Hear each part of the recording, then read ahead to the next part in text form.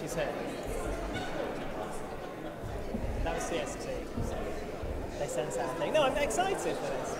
It's good. I haven't seen the email check.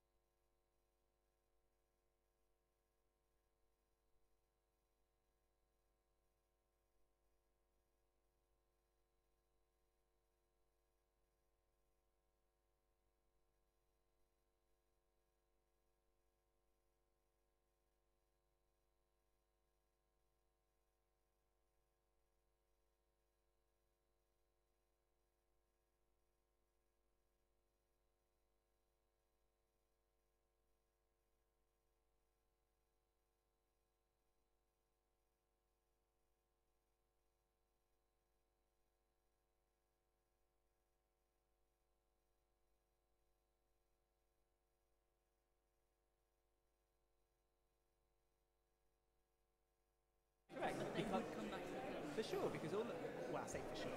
I think that's the only way to get it through. And remember.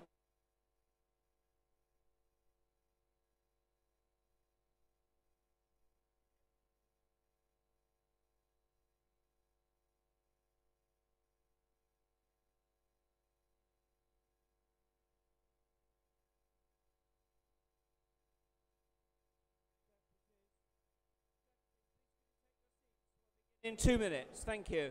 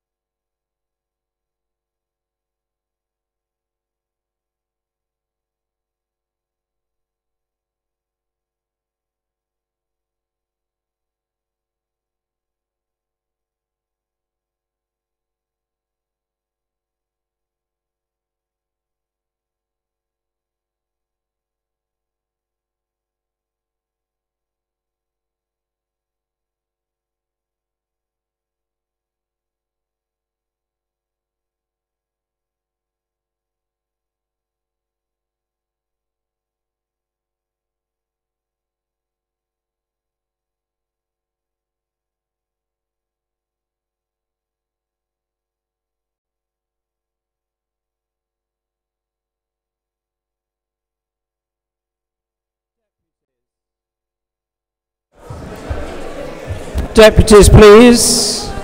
Hi Sheila. Hi Sheila, how are you? I'm good, thank you. Good. By the turnout, it looks as if it's Oh my that God. interesting. Okay. Okay. Deputies, good afternoon.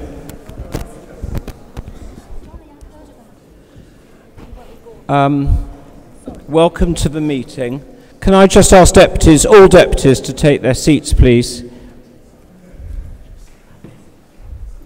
Deputies, Chodesh Tov is Rosh Chodesh Tevet. It begins a sad period. Tammuz, did I say Tevet? My mistake. It begins a sad period, glad you were listening, in our calendar, culminating in a time which we commemorate because of unnecessary division between us. I think I hope we can all learn those lessons. Right at the outset of the meeting, I want to say that shockingly, since we last met, more than 30 people have died as a result of terror attacks on our own streets. And there has also been the terrible disaster at Grenfell Tower. And I'd like to invite deputies to join me, please, in rising for a few moments to remember the victims and the dead.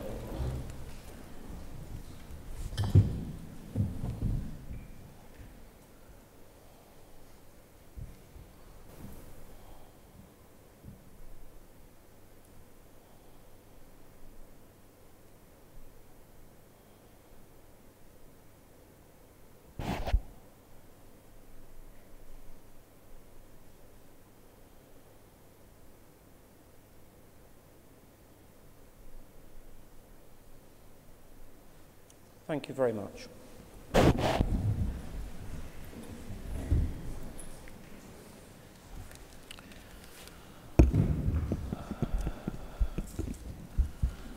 On the same theme, I think it's important enough at the outset of the meeting to emphasize the remarkable work which many sections of the Jewish community have been doing to help the victims of Grenfell Tower. The local congregation is Holland Park, and I'm pleased to invite the Deputy for Holland Park, Lawrence Julius, who will just update us and briefly summarise some of the activities which that congregation has been involved in, coordinating and doing in order to work for the desperate victims. Lawrence. As I walked to synagogue yesterday, I could see the burnt-out tower some 500 metres to the north. It sends a chill through my body every time I see it. Holland Park is a small Sephardi synagogue with a few local members. 10 days ago, we awoke to hear the terrible news. There was a quick exchange of emails between the honorary officers, and just after 8 a.m., we offered the council to open up the synagogue and offered to do whatever help we could. Members responded amazingly, donating food, clothes and toiletries immediately, and we took toiletries to one of the refugee centres that day. Our rabbi was at the scene, as was also the local Chabad rabbi. People were shell-shocked, but the community spirit has been amazing, with all colours, races and religions working together. The next couple of days were focused on donations. We held out at our local church on Thursday and Friday, and last Sunday, Holland Park was one of the few collection centres for donations for everyone to take stuff to. The quantity donated was absolutely amazing. Probably fill about a third of this hall. We were overwhelmed with offers of help from the community, synagogues collecting donations, offers of volunteers, and tremendous support from all the rabbis. We worked closely with Rabbi Friedman of New West End. We had hundreds of calls from the community and from the wider community and offers, including from World Jewish Relief and from steel workers in Sheffield. We collected an amazing quantity of donations. We had a group of came from a church in Guildford, never been to a synagogue before, came and worked and helped in our synagogue. That's how communities were coming together. Our rabbi wrote a special prayer. It was read last Shabbat, and it's an interfaith vigil held last Thursday with 22 faith representatives, including 2 bishops, several imams, Baha'is, Sikhs, and 3 rabbis. We heard the voices of the residents who survived. We saw the media intruding on people's grief, which was absolutely appalling. We're involved in grassroots initiatives. We've offered places at the synagogue nursery to victims. We've offered help with people rebuilding identities and offered counselling. There will be a need for counselling volunteers in about a month to 6 weeks' time. If you know anyone in your community prepared to help with children with trauma, I think there will be a massive need in, say, a month to 6 weeks' time. I was at an incredible centre last week in the shadow of the tower where the children were having art therapy. I met incredible people. The singer Adele was hugging people on the ground virtually every day, and the local West Indian community have been phenomenal. It's going to be a long journey, and we won't forget our neighbours. And the strength of the community has been amazing, and hopefully this is a legacy of the tragic events which must be preserved. On behalf of the people of North Kensington, we would like to say a big thank you to the whole community. And please feel free to contact Holland Park Synagogue or me if you want to have continuing involvement. If you want to send donations of funds, we will direct it to local community centres which desperately need funds as well.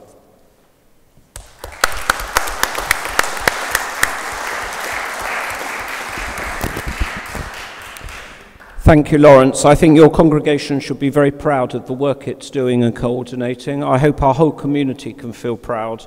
My own community at Borehamwood and Elstree held a collection and filled a room with clothes and other things almost immediately. And I know our community will wish not only to send our sympathy and our love to the victims, but to do all we can to help. And there's another coordinating address in the President's statement. I'd like to welcome today a new deputy, Maurice Diamond of Cockfosters and North Southgate Synagogue. Maurice, I'm not certain if you're here. If you are, wave your hand. We look forward to seeing you at a future meeting. I'd also like to mention our wonderful staff who are here and introduce you first to Greg Lyons, our board's new Director of Finance and Organisation. Thank you.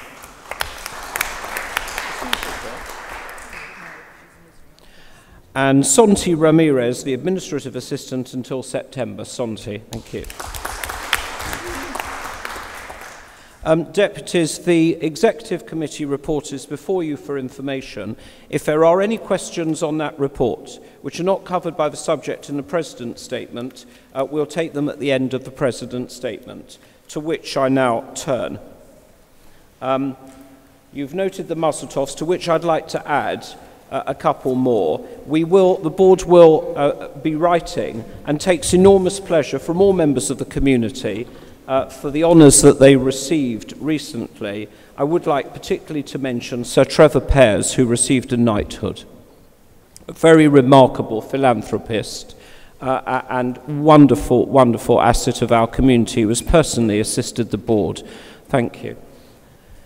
There's mention there, is Richard Benson here today? Richard, Deputy Chair of Defence, on being awarded the OBE. I'd also like to mention, if I may, since I see Louise Ellman here amongst us. Louise is now sitting on one of the biggest majorities in the history of the world. Louise, we're delighted to see you back in Parliament.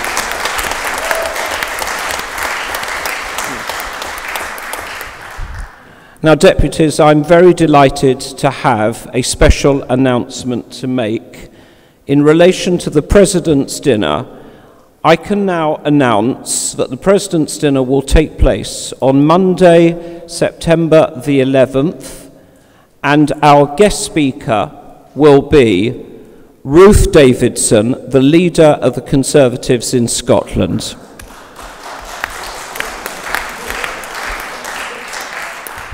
You heard it from here first. Ruth Davidson is a rising star of the Conservative Party. I think it's true to say that she was the only person who won the recent general election. It is wonderful that she is coming to the dinner. It'll be one of her first engagements, public engagements, south of the border. And she has written and will be issuing a statement this week to say how important it is to repel prejudice from wherever it comes, and how pleased she is to have been asked to be the guest of honour and the main speaker at the President's dinner. I hope that deputies will, as in previous years, give their strong support to the dinner. It is the board's main fundraising occasion in the year. As in the past couple of years, we will not be putting a price on tickets. There will be an appeal, and deputies, we hope, will support the dinner, and there will be a special facility for deputies to make a donation over 10 instalments. We will suggest a sum of £250. If people cannot meet that, we will understand. If people would like to meet it and some, we'll also understand. But I do believe that for most deputies, to pay £25 over 10 months or a year will be manageable. It's really important because it represents the gap between the income we get from communal contributions and other sources and our expenditure, which, as you'll hear from the Treasurer later, we have put quite a strong brake on, and our expenditure is kept always under very, very careful control. The board is not spendthrift, it does need your help. I would therefore like to ask all deputies, since we've now got less than 3 months to go, to put the date in their diaries of the 11th of September, to bring friends and family, partners, people you think will be able to help the board. I would also like to ask deputies that if they feel they can assist the committee's efforts by becoming a member of the committee or on fundraising or providing any other support, would they please contact Sheila, under whose chairmanship we have a dinner committee, and I'm absolutely confident that with your help and support, our dinner will be as great a success as in previous years, and very much so with its eye-catching speaker. Thank you. Turning now to the items in the statement, starting, of course, with the general election, you'll see what I have written there. We are in a fragile time in our politics. I'm concerned that there have been calls from one political party to bring 1 million people out on the streets in the autumn.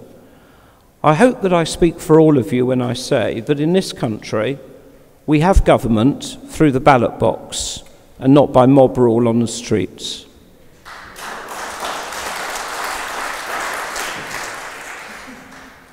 I'll take any questions on the general election if there are any. We're all a bit shell-shocked by it, possibly. I'll move on. I have mentioned already the terror attacks. We've seen 3 since the last meeting. In Manchester, when I was in direct contact with Sharon Bannister and the Rep Council, and then it was Sharon's turn to be in contact with me when there was an attack in London at London Bridge. And the attack in Finsbury Park was also a hate attack, an attack motivated by terror. I have been very clear that we cannot allow violence in our society. It doesn't solve problems, it causes problems. No one, but no one deserves to be at the receiving end of violence. We have to strengthen the centre and marginalise the extremists. I will say something a little bit more on an associated subject, and I apologise to Michael Reich, who asked a question which was a most important question, and for some reason it did not find its way into the President's statement. It was a clerical error. I'm going to read out his question and read out the answer. The question that came from Deputy Michael Reich from Mosaic Reform was this: the recent terrorist attacks have focused interfaith relationships on the need to directly support the country that feeds you. So do you agree if we increase interaction with the Muslim community, we may be able to persuade the imams to further condemn terrorism within their own mosques, thereby reducing radicalisation? And the answer, which I'm sorry did not find its way onto the printed page, but if anyone wants it sent to them by email, please ask. This is a question of high importance. I have dedicated my presidency to building bridges with Muslim communities, because I think it is vital that we have the relationships that allow us to share sometimes difficult opinions with one another, as well as making joint progress on our issues of common concern. After the London Bridge attacks, I wrote a piece on this theme, calling on British Muslims to speak out. The mixed reaction to that piece, with some Muslim leaders explicitly praising what I said, others saying very similar things, and others, to be fair, expressing concern at what I said, shows just how sensitive this work is. Mohammed Amin may have been right when he suggests that some of the words I used may have been open to misinterpretation, but he supported the soundness of my message. I would never suggest that Muslims be held accountable for the actions of terrorist criminals. On the contrary, I wanted to point to the fact that the moderate majority of Muslims are our most powerful ally in the struggle against radicalization. And with that in mind, there are many hopeful things that have emerged from the dark experiences of the Manchester and London attacks. Many prominent Muslims have spoken out. There have been a number of substantial Muslim-led organized rallies against terror. More than 30 imams have said that they will refuse to perform funeral rites for the attackers, and more initiatives are coming. We must encourage and praise this sort of activism, which we know many Muslims have been leading courageously, indeed for a long time, in some cases before these recent attacks. I have no doubt that there is further to go.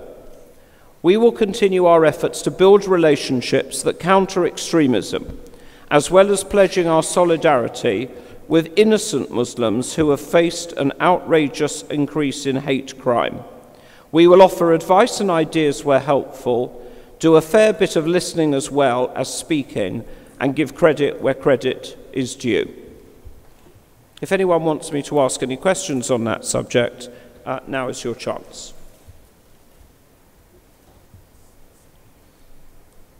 Louise Ellman, Member of Parliament.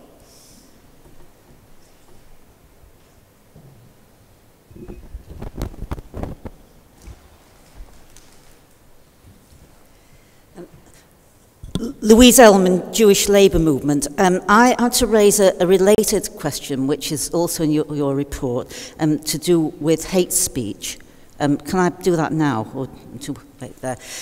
We're all hearing about the horrendous atrocities that have taken place, and I think it's time that we step up the campaign against hate speech on the streets of London, on the streets of any city in the UK. And I'm referring specifically to what happened in the march on Al-Quds Day, where Hezbollah speakers came out with blatant anti-Semitism. And amongst the chants that were made by Nazim Ali were, "We are fed up of the Zionists, we are fed up of their rabbis, we are fed up of their synagogues, we are fed up of their supporters." And that was in addition to blaming the Zionists for the fire at Grenfell Towers. Now, this is outrageous, and it's beyond outrageous. It is completely unacceptable. And I've written to the Home Secretary, amongst others, to pursue this. And I think it is time that action was taken against this kind of incitement, this is blatant incitement on the streets of London. And also action should be taken against Hezbollah. At the moment, one of its wings is allowed, one is prescribed. The whole movement should be prescribed. It is behind incitement of this nature. And as we're in a very uncertain atmosphere where hate is leading to death and murder, and I suspect that what's happened over the last few weeks will not be the last of these outrages that we hear, I think we have to take a firm stand against hate speech on our streets. And I urge that we all campaign even harder to make sure we get action on this. It is simply not acceptable for this blatant anti-Semitism to take place under the guise of a legitimate march. It is not.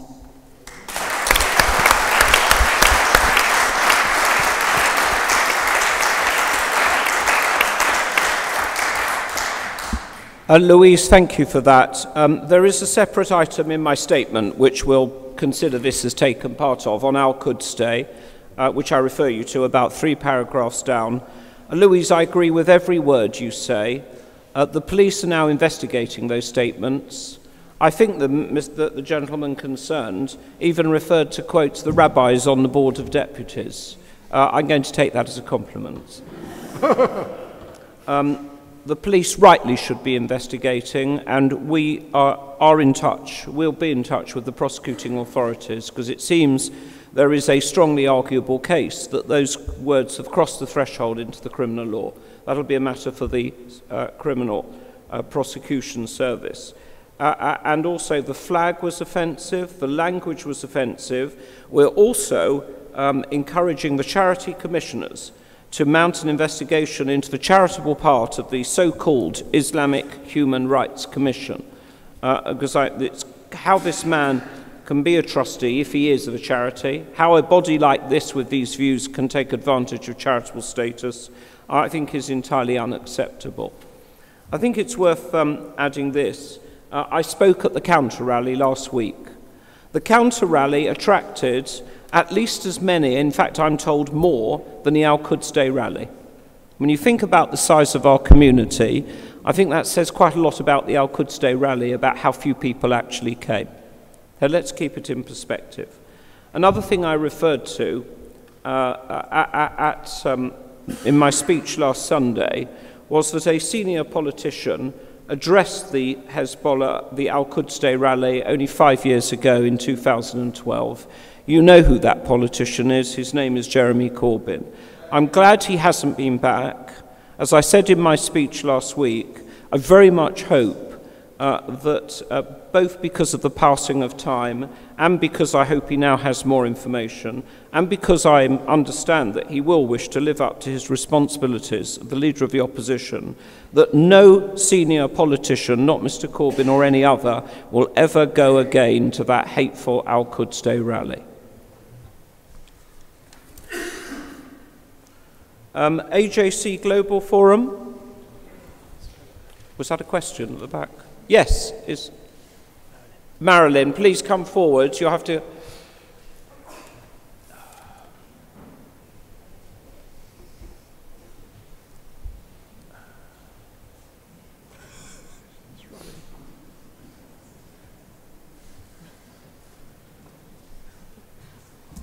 Sorry about that. Hello, good morning, good afternoon. Marilyn Trovato, Sinai, Leeds. Still about terrorism. Of course, there's another way that terrorism has a root, and that is online.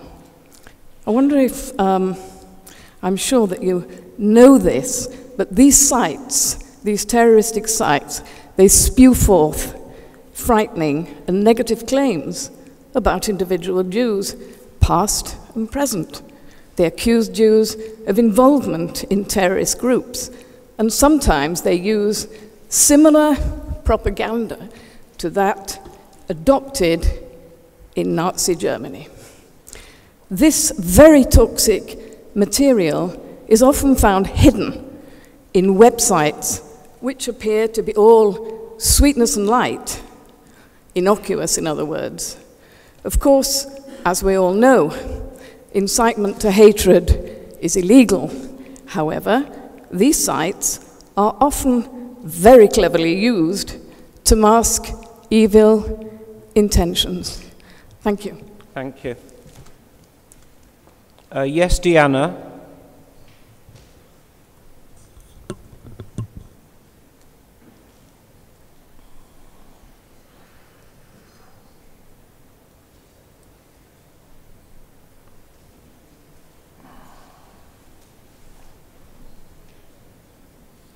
Gives everybody a break while I walk down there.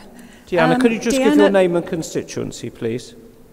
Deanna Levine, I represent B'nai B'rith UK on the Board of Deputies, and I'm pleased to say that our National President, Alan Miller, is accompanying me today as an observer.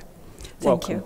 Now, still on the question of terrorism, I wrote to you recently and you replied, thank you, Mr. President, about the forthcoming conference, Palestinian Palestinian Expo, Palestinian Exhibition. Now, that is all sweetness and light the way it's advertised, because it's advertised as a cultural and social event. But you look down the left-hand side of the homepage, one of the pages, and you'll see a whole list of speakers, most of whom are recognizable because of their vitriolic hate speech and incitement to violence. Now, I have heard from you a little bit about this, but I'd really appreciate an update, if you could, please. Thank you. Thank you. Marilyn, I agree with you. As you know, the board has been very, very clear in its message to government that more must be done to curb extremism on the web. In fact, I think the situation may even be worse than you asked me about, because a lot of these sites are not masquerading under any peace and light.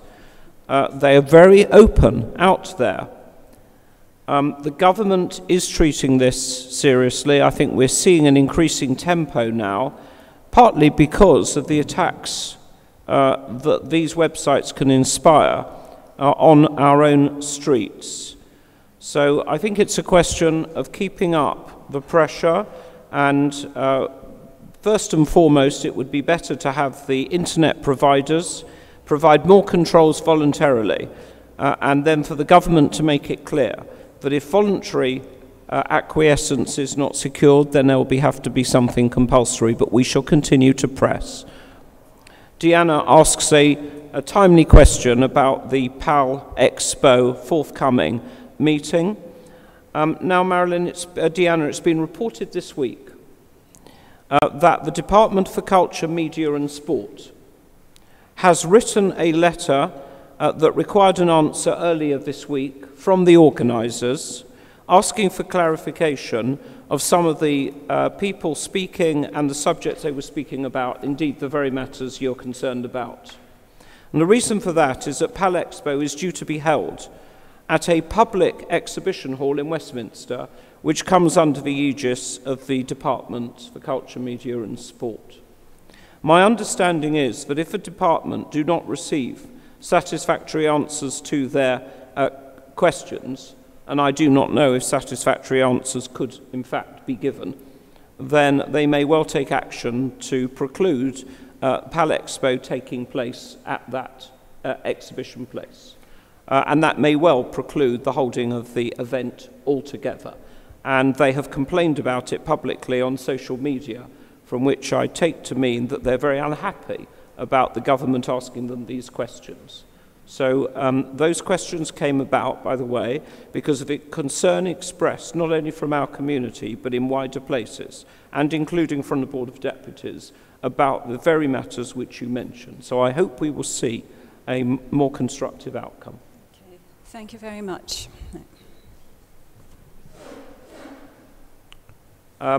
Church of Scotland, Paul Morritt.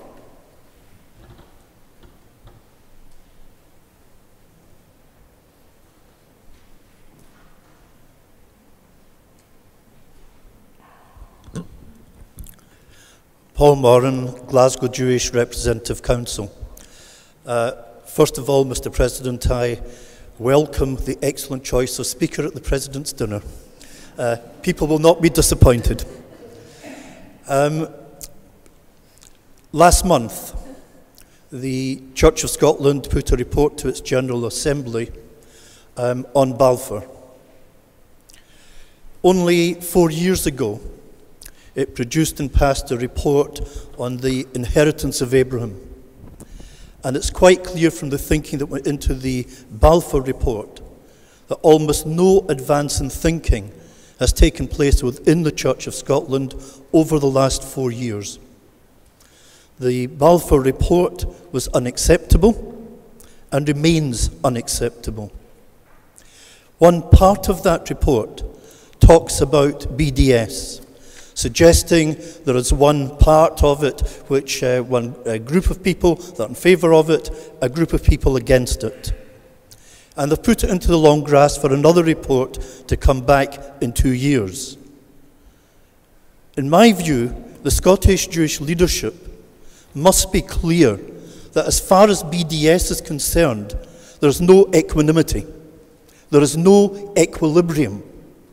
And for the National Church of Scotland to actually consider this, it moves things away from a red light to a red amber light, and we cannot allow it to be green. I want to thank the board for its support in this matter, and I believe the Scottish Jewish leadership must deal with this respectfully but strongly. Thank you. The Scottish Jewish community has the board's very strong support in pushing back against some of the more misinformed and misplaced tendencies within the Church of Scotland. It was helpful and convenient that while I was in Edinburgh just over 2 weeks ago to speak to the Association of Jewish Refugees, I took the opportunity to pay a call onto the Church of Scotland's head offices in Edinburgh, where I was able to see its leading chief executive, who is called the principal clerk, but he's actually rather more than a clerk, and the leading members concerned with interfaith relations and international matters. And together with Micheline Brannan, the chairman of SCOJET, we pressed our point very, very clearly. As I say in this paragraph, time will tell whether we can move the Church of Scotland into a better position, but it's a tough environment up there, Paul, for you and your colleagues, and you have our full backing. I think we've dealt with our could stay, and I think we have also probably... Is that a question on our could stay? Yeah, right, do come up.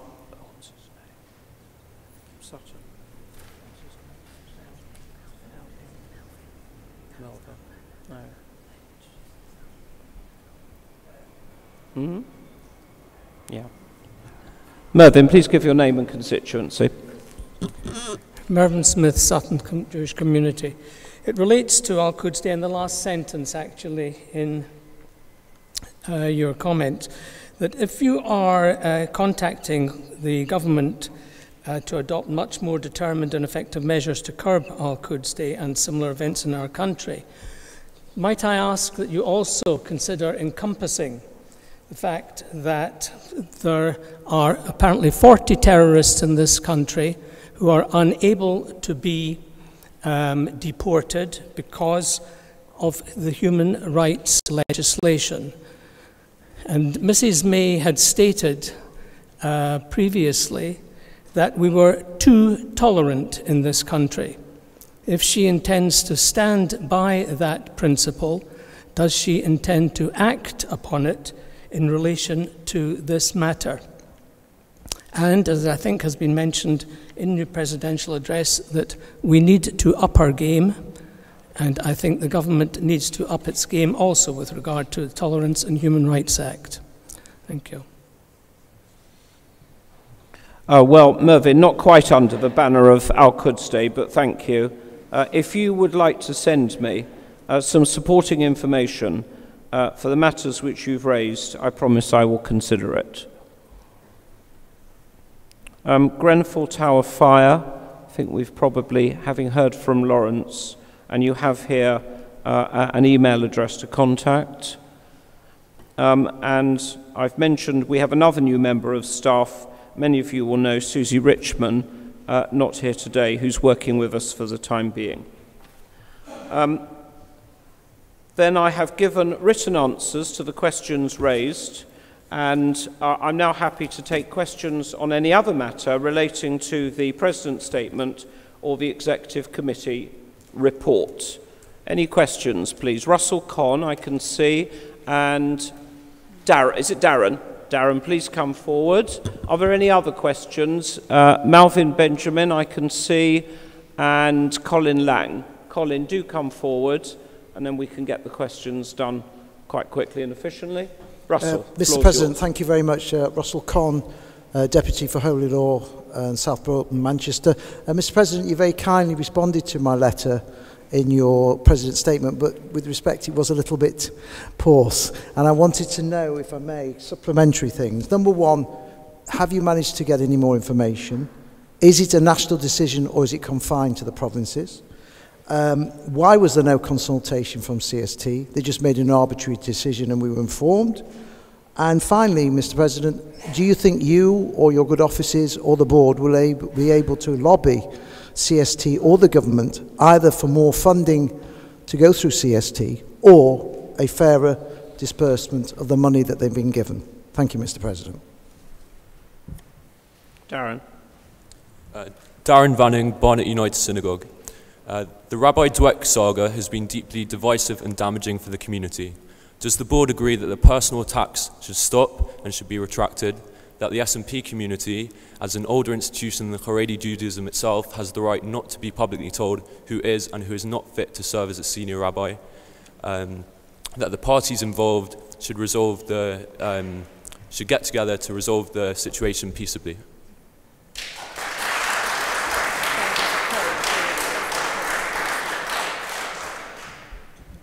Colin Lang, Birmingham Hebrew Congregation. I refer to my question relating to the prominence given to the creation of a Palestinian state in commitment number 5 of our election manifesto. In reply, you refer to the two-state solution, Mr. President. I believe in the two-state solution. I pray for the two-state solution, but I do not think it is going to happen in my lifetime. In fact, I think we will need the Mashiach before we will see the two-state solution. The Palestinians are not interested. They have had numerous offers which they have rejected. Their object is to achieve a one-state solution in which they will have a demographic majority. The Israeli government do not appear to be interested in the two-state solution. All of their actions are inconsistent with it, as are 750,000 Jews on the West Bank. Mr. President, I think that rather than giving lip service to the two-state solution and inviting MPs to support the creation of a Palestinian state, which nobody wants, apparently, I think you should adopt a more nuanced approach and use your best endeavours to find out what exactly is the long-term strategy of the Israeli government. What is their long-term solution? What are we in for? Because whatever it is, it affects us all. Thank you.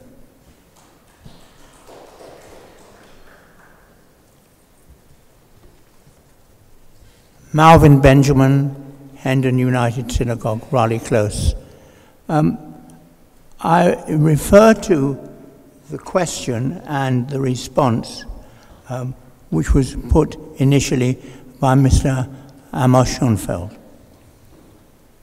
In 1967, I was a volunteer, and I'm very grateful for the way in which you have translated the address by Dr. Yitzhak Yofet.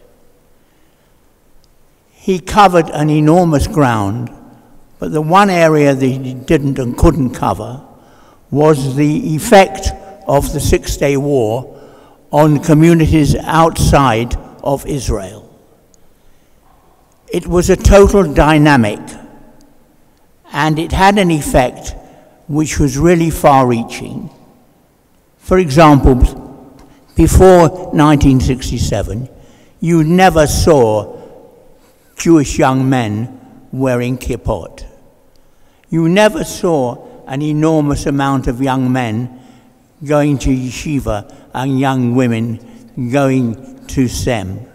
These things didn't happen, and they happened primarily because of the effect of the Six-Day War. It was a total dynamic so far as world Jewry was concerned. Malvin, you're out of time. Can you conclude now, please? Oh, that was quick. All right, then. I have the point of your question, Malvin. Thank you very much indeed. Russell, the honest answer to your question about CST is that I've not had the opportunity to gather information from your side or to ask the CST for an answer. Obviously, you'll understand the board does not make decisions about funding. I have absolutely at the moment an open mind on it because I don't have sufficient information. If you can talk to us about it afterwards, and we will raise it with the CST. And I can't give you any information about that now. I'm sorry, but I hope to be able to make progress. I want to deal now both with Colin Lang and Malvin Benjamin's questions, which are connected.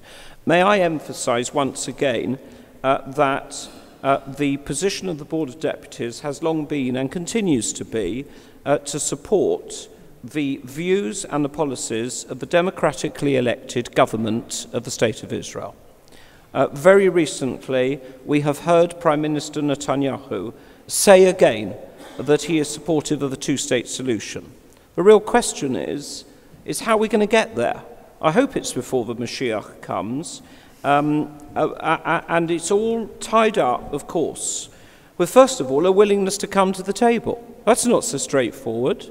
It's tied up with whether one side or another is going to impose preconditions.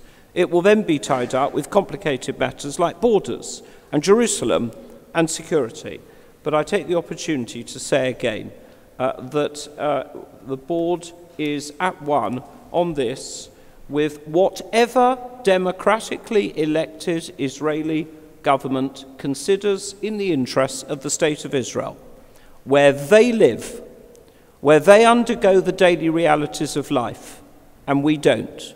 And I think it would be presumptuous for us to try and be more Israeli than the Israelis, or less Israeli than the Israelis, or to take a different role from their democratic government, the only democratic government in a sea of violent autocracies. So I hope and pray, along, I think, with everyone here at this board, that we will see peace. And the long-term strategy of the Israeli government, in your words, Colin, is, I have no doubt, to achieve a peaceful outcome. I do not think it would be in the least bit appropriate to cast doubt on a at least potential solution based on two states, because I don't think at the moment anyone has got any better ideas. And to Malvin, let me say, of course, you're right. The effect of the Six-Day War was galvanizing across Jewish communities around the world. Need I remind you what it did to Soviet Jews who'd previously been called the Jews of silence? And now we have a situation where 1 million Jews from the former Soviet Union, 1/5 of the population, was augmented from that aliyah, which has been a successful aliyah. And need I remind you, as I did last month, that a cataclysmic effect of the Six-Day War was the reunification of Jerusalem and the recovery of our Jewish holy sites and the Jewish quarter into Jewish hands. No one should be in any doubt about the significance of that. And yes, with all that, as Amos has raised, there is a call it occupation if you like, call it other words if you like, and there's no question that there is an unresolved problem. I don't want to categorize it in any particular way because there's room for so many views and we can debate it here.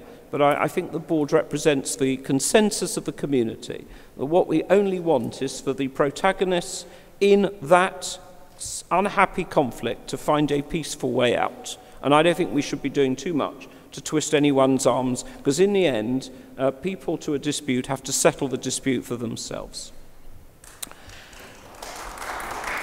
So, one moment. Darren has raised the issue about Rabbi Dweck. Let me say straight away that this is an issue for rabbis and for religious authorities. I thank the Lord every day that I'm not one of them.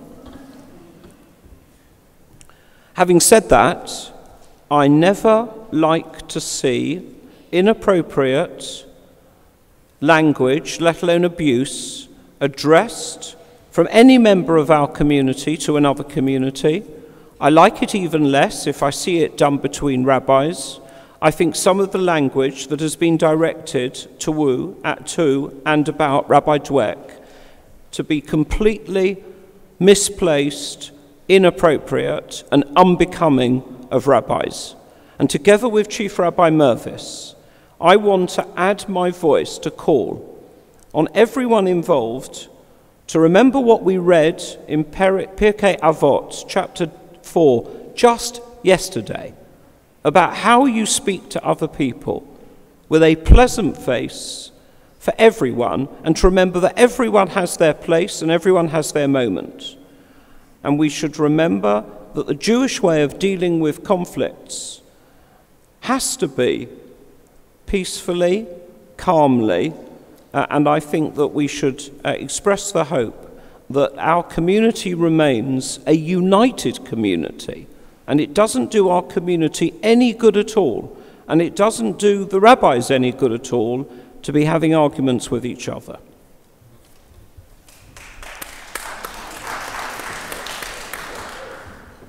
Jerry, yours is the last question. It's not a speech, because I'll ask for that in a moment, in the debate later. It's a bogus point of order. So under Standing Order 16, is it in order to call for an urgent vote from deputies as to whether we can or cannot wish you a happy birthday?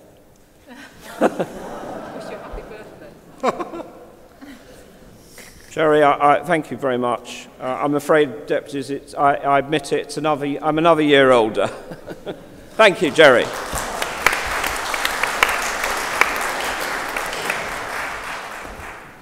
Deputies, that concludes the President's statements, and we now have activity reports from my fellow honorary officer Vice Presidents, and I haven't taken the elementary step of asking them who'd like to go first. Richard, you're okay. So I will put Senior Vice President Richard to begin with the activity report of the International Division.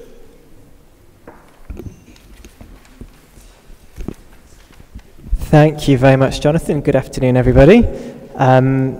Lots of events that would be connected to Israel obviously have been already covered, Al-Quds in particular, and mention of the AJC Global Forum in the President's statement. So welcome to take any thoughts, comments on those issues, anything else in the activity reports, or anything else that you feel falls in line with our division. Any questions for Richard? May I? Tony Cotton, Richmond Synagogue. In the paragraph on the second page of your meeting, or Gillian and David's meeting with the Foreign and Commonwealth Office, could you publish a minute of that discussion, which covers extremely interesting subjects?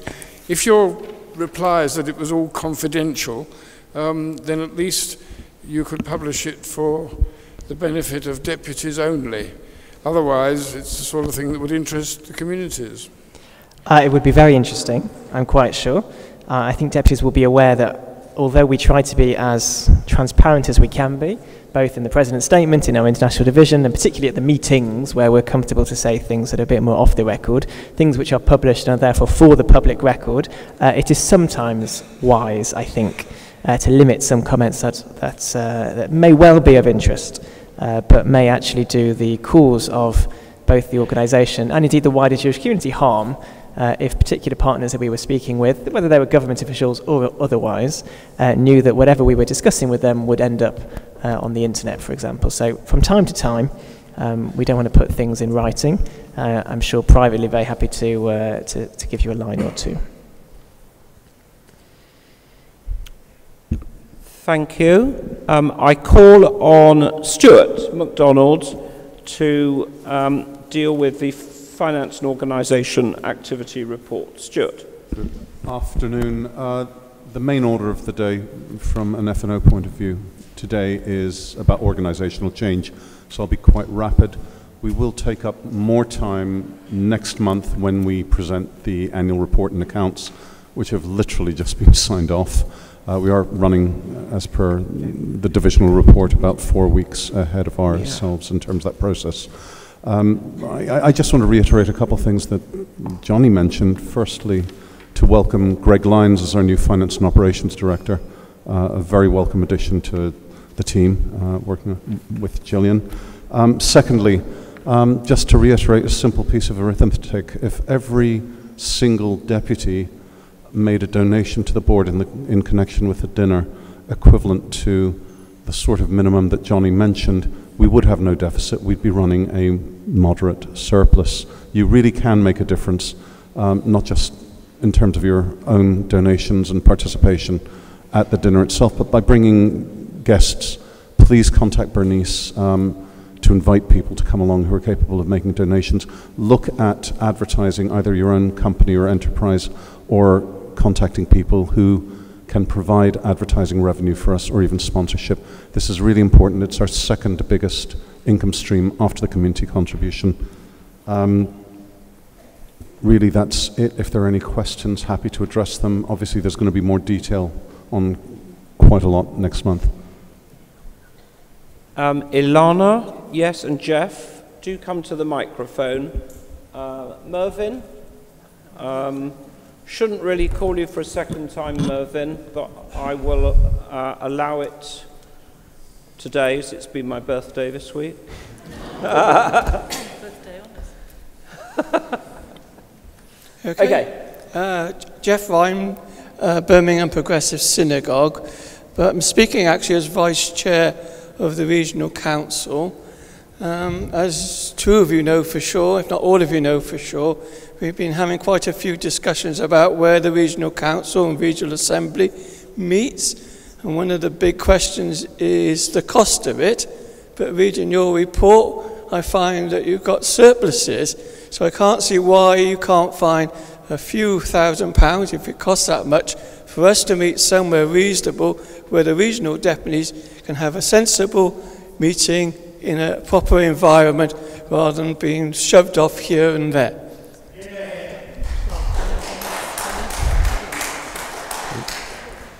Ilana Davis, also Birmingham Progressive Synagogue. I'm a bit concerned about the shortfall, not necessarily the existence of it, but the difference between the 128k and the 38k that was budgeted. I appreciate that we're 40k under the expenditure budget, which is good, but if we had met the expenditure budget, that would have meant we had a shortfall of 168k. I appreciate as well that the President's Dinner is the main income stream. That's been moved to September, but I wondered why the budget wasn't amended to reflect this change of the date for the President's Dinner.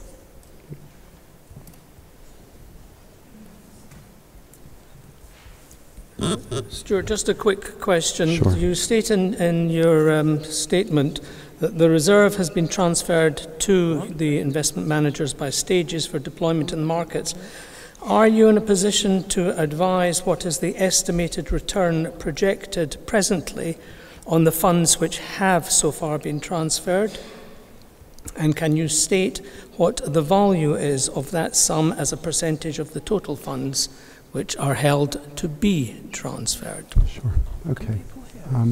I'll be as transparent as I can with that, Mervyn, and Ilana and the others. Jeff, your question about regional meetings. Firstly, we're not running some surplus that you're alluding to, but in fact, Paul Edlin has been spoken to, and this whole thing about the regional deputies meetings is in the process of being sorted out, and I hope to everyone's satisfaction. It is being, it is sorted out. Ilana, your question about the budget being slightly out of line with the current cash flow, you're quite right in identifying that one of our main income sources has been moved further back into the year, and that's had a definite effect. It continues to be one of our objectives to undershoot wherever possible the budgeted expenditure levels, and we are succeeding in doing that. But in fact, there is a reforecast that is due to take place during the course of the summer, at which point we should have a much more pinpointed idea of how things are going along month by month. We're introducing phased budgeting that should give us month by month rather than straight line assumptions, to be slightly technical about it.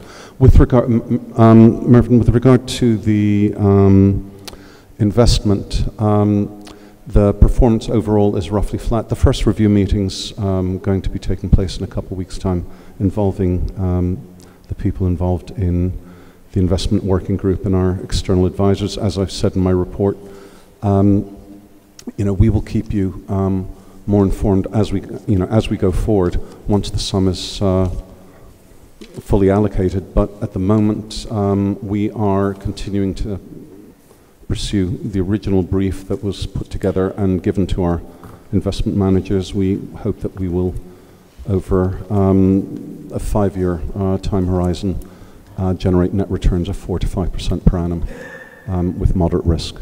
That's really it. That's public domain stuff. I hope that addresses the questions. Thank you. Can deputies hear all right? Is it just me being another year older? I'm having difficulty hearing everything. Can I ask everyone, I don't know if there's a microphone problem just today. Doesn't the acoustics don't seem to me to be as good as usual in this hall. I'm sorry about that. What I will do, can you hear me all right? It's because I've got a loud voice. I will ask everyone to come to the microphone, to speak close to the microphone and to speak up. And if anyone does have a problem hearing, please raise your hand and wave it, and then the speakers will know that they need to do a little bit more. I'll just microphone, right. I'll just reiterate one thing. For regional meetings, we hope we've secured a really good venue, about 5 minutes walk from here. And I think we've solved the problem, and it hasn't been as good as it might have been in the past. On Lana's question, let me please reiterate, if you all come to the dinner, especially if you bring a partner, a friend, we will immediately be ahead of our financial forecasts. I absolutely appeal to you, both to support the dinner yourselves and to get others to support our dinner, because I think you'll have seen how much the board is out there punching above its weight for the community, and I want to continue that, and for that we need the resources. The Defence and Interfaith Relations Division, I think probably I won't allow you a third go, Mervyn, for the moment. Marie. Thank you. I hope you can hear me. Right, but I want to applaud the work that Louise Ellman is doing, because I feel really, really strongly that on the streets of London, speak up, Marie. That's it, sorry.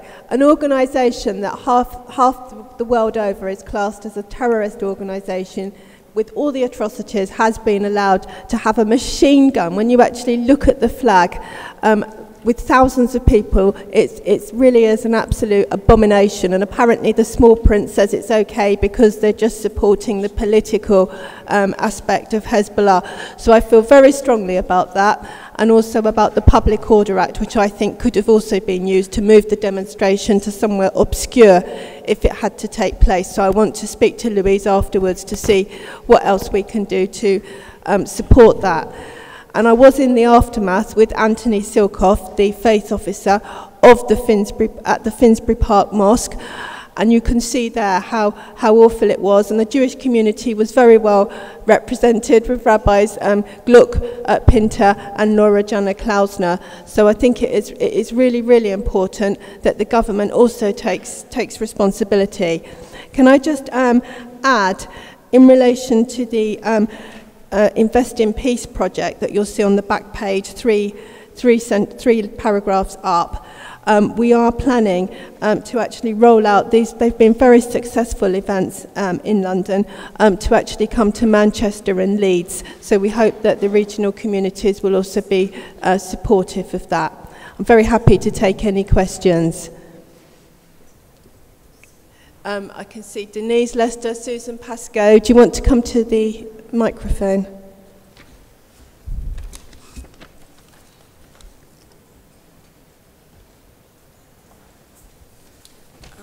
Denise Lester, South Hampstead United Synagogue. I just would like the board to note and commend Rabbi Mendy Korah of Chabad Islington's good interfaith efforts in relation to the aftermath of the Finsbury Park mosque attack. He appeared on Channel 4 News. He is also, furthermore, actively engaged in good interfaith relations in Islington. The Hanukkah party is attended by Jeremy Corbyn, and actually he's rather, if I may say so, in his own way, humble way, quite a key asset to the community in terms of interfacing with Jeremy Corbyn, the Labour administration, and just doing good interfaith work generally. He's really a rising star, and I'd like to commend and give him the covet and respect for his actions in promoting Tikkun Olam. Thank you.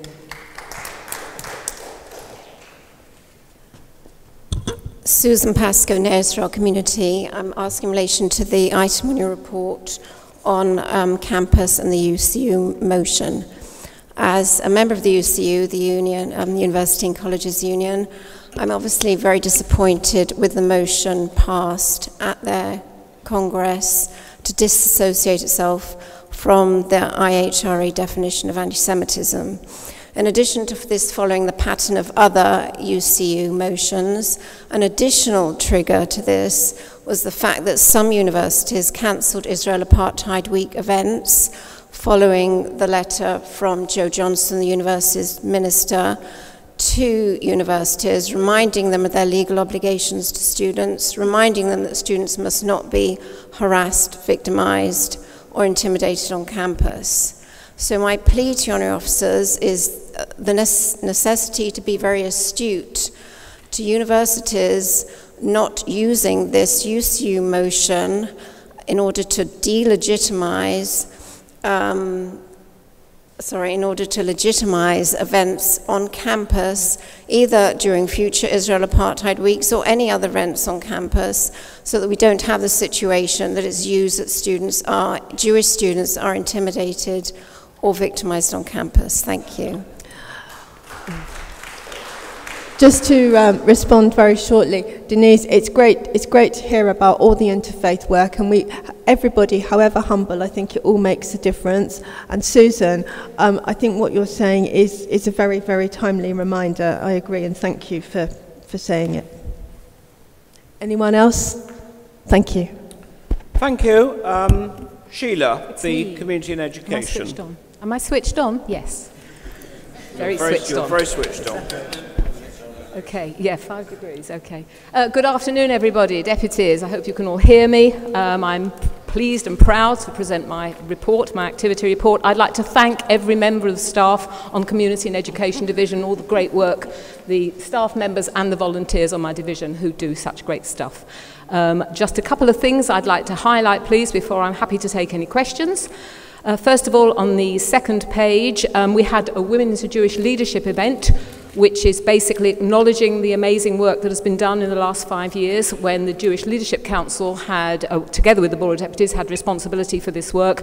Now this is moving in-house to the Board of Deputies, and I would like to congratulate Amanda Bowman, who has become the champion for gender equality with the Board of Deputies. Thank you, Amanda. And also on your seats, ladies and gentlemen, the Board's Social Action Group have given you a Refugees at Home leaflet. Please have a look and a read. If anybody thinks they can help in this area of work with spare space at home, helping families who have nowhere to live, who are refugees, I have been asked to publicise that leaflet today. Thank you. Now I'm happy to take any comments, questions from anybody. Thank you. No? All right. Yes, Ruth Friedman, thank you. Ruth.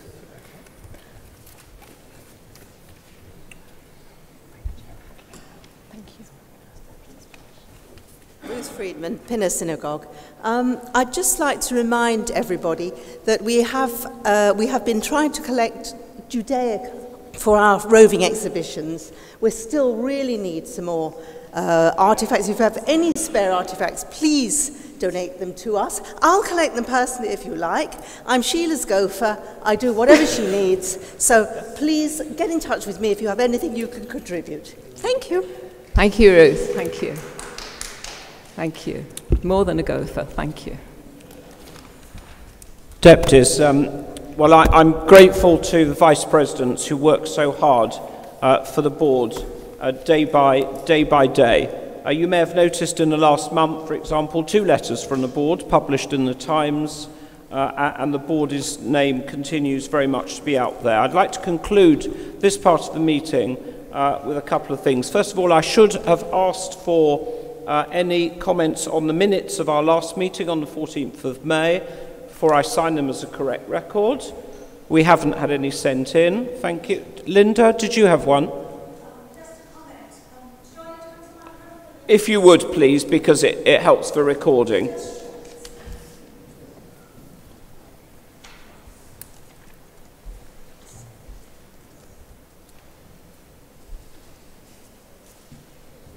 Linda Sharp, Finchley United Synagogue, Kinloss Gardens. I want to thank you for, I think really to Bernice or to Gillian, because we have this wonderful guest, the centre, the middle gentleman in the paratroopers. He was very difficult to understand. He had a wonderful story, but you have given a transcript. So thank you very much. I think. Thank you.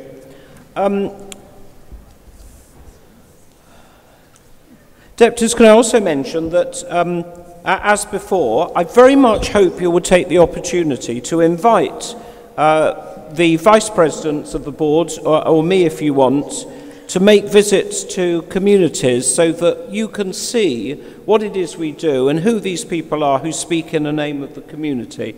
If I got a bit, looking a bit flustered when I arrived, it's because I've just come from the AGM of the Movement for Reform Judaism, and just in the past few weeks, I've been beautifully received at Bromley Reform, at Aleph Gardens Northwest Reform, and over the weekend, a very, very enjoyable Shabbat at Marbalach. I think the deputies from Marbalach are here. I've seen Bernard. I don't know if Mary Rainier Lee's here. Yes, she is. Thank you both once again. All of us will be pleased to come and do a visit to your communities over a weekend or at some other time that's convenient, where we can go straight to the people on the ground and tell them about all the wonderful work the board is doing. I'm going to conclude with a quote from the Financial Times about Ruth Davidson. Even before the election, Miss Davidson, who's 38 years of age, was one of the brightest stars in the Tory firmament. Now she burns more fiercely, fired by a result that stemmed from a relentless campaign opposing any repeat referendum on splitting from the UK, combined with a personal appeal that reached well beyond traditional Tories. So that's my appeal as well, for us to reach well beyond our traditional members of the community, of whatever political stripe you are. Come and hear Ruth Davidson at our dinner. Our deputies, the final agenda item today, and one I know that you are waiting with keen anticipation, is the paper which is going to be led by Richard on organisational changes. So in contrast to the last couple of board meetings, this has very much been a business meeting. At the last meeting, we weren't even able to have activity reports, but everyone agreed it had been a successful board meeting. For the next board meeting, we are going to have, and we're going to give him enough time on this occasion, John Boyd, who is the director of the very respected Institute for Jewish Policy Research. John Boyd will give a talk illustrated by slides on, what's the latest subject? Sorry to be... Oh, synagogue affiliation, thank you. And the work of the JPR, he is always worth hearing. I hope you will come along for that. And also, in line with our normal calendar, which has been departed from in some previous years, but not, I think, under my presidency, we will have the budget and the accounts to be placed before you for approval, led by Stuart at the July meeting. Right, Stuart? Stuart nods. Right, I will hand over to Richard. Thank you, deputies. Thank you again, Jonathan. Good afternoon once again. There were many casualties of the fact that Theresa May called a general election. I'm sure deputies would agree with me that the biggest by far was the fact that we were unable to have the organisational changes paper put to you at the last meeting. We are now putting that right. As deputies will be aware, I've been working on this by the request of Jonathan, our president, close consultation with Stuart, the treasurer, over the last year or so, as per my mandate when I ran for this position goodness, 2 years ago now already, and that the paper that you should have in front of you is the end of a 3-month, now a 4-month-long consultation, which we did in person here in London, which we did in Exeter at our board meeting, which we did in Manchester, we did by email, we did by teleconference, and that what we're asking deputies to vote on today are whether we should instruct the Constitution Committee to rewrite parts of the Constitution or not. And if you do vote in favour, what will happen is that these motions will come back to you for you to vote on. So what we're looking at today is for an indicative opinion on whether you think the various proposals that we've put in front of you are a good idea or not. It is as simple as that. It's for that reason you've not been handed voting cards. We'll be conducting votes fairly quickly by a show of hands. I'm basically interested in overwhelming majority indicates support, overwhelming the opposite of if there's nobody in support, that obviously indicates no support at all. And if it's somewhere in the middle, I don't need an exact number. What I will then take back to my organisational working group is the fact that we've not quite yet got this right, and it's obviously going to need redrafting.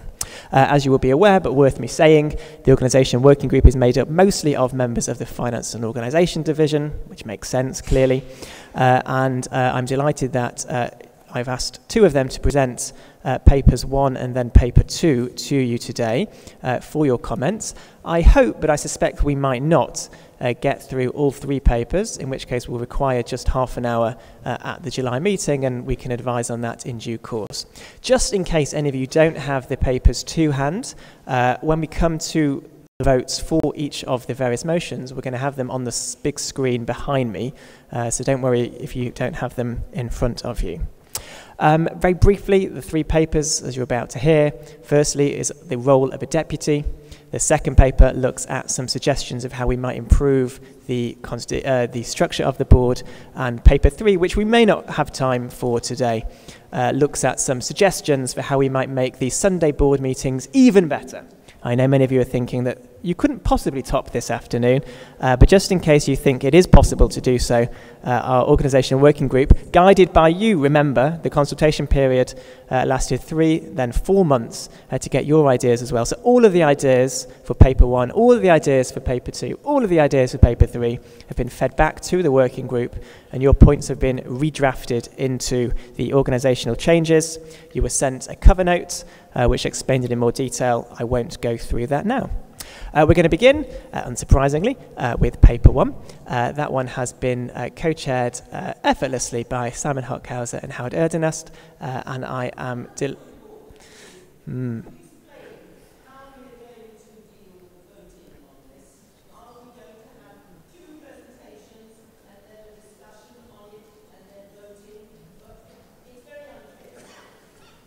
Right, because we haven't come to that part yet, so that's why it is unclear. So Simon's about to introduce the paper, as I was about to call him up. Simon will present that paper for just a couple of minutes, just to give you a flavour of what it's about. Then we're interested in your comments, clearly. Some of you will want to stand up and say, this is the greatest idea I've ever heard. Other of you may well say, this is the worst idea I've ever heard. Tell us why. Don't just tell us it's great or it's rubbish. Tell us why. After we've heard, we'll see what time is like. I'm hoping that if we take half a dozen people for each one, then we might sort of get a bit of a consensus of the opinion in the room. Would deputies be amenable to speaking to each paper for just a minute to allow more people to speak? I'm going to put that to an official vote. Quick show of hands just for this particular part of this particular meeting to allow more people to speak. Can I get a majority just for a minute? That's perfect. Thank you everybody for that. Okay, so Simon's about to present the paper, after which we want to come to you for your thoughts. After that, Simon will sum up, and then we are going to take a vote. Please, Simon.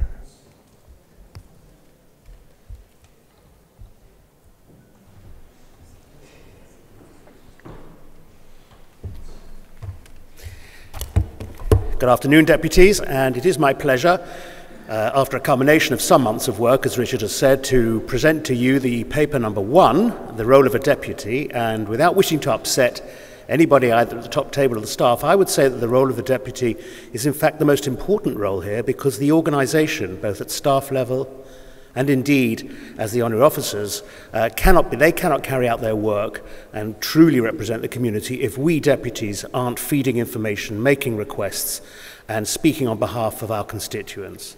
And therefore, what this paper sets out to do is to give guidance to us and our successors on the role that we play as deputy, the primary role of which is to act as the conduit between our constituents and the board.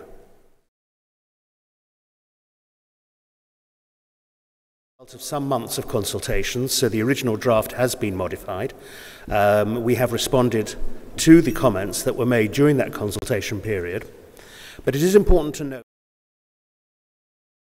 I do believe, Tony, that this is not going to involve any constitutional change, and there is only one must in there, and you'll notice that the must is the deputies must work and act within the board's constitution and its code of conduct.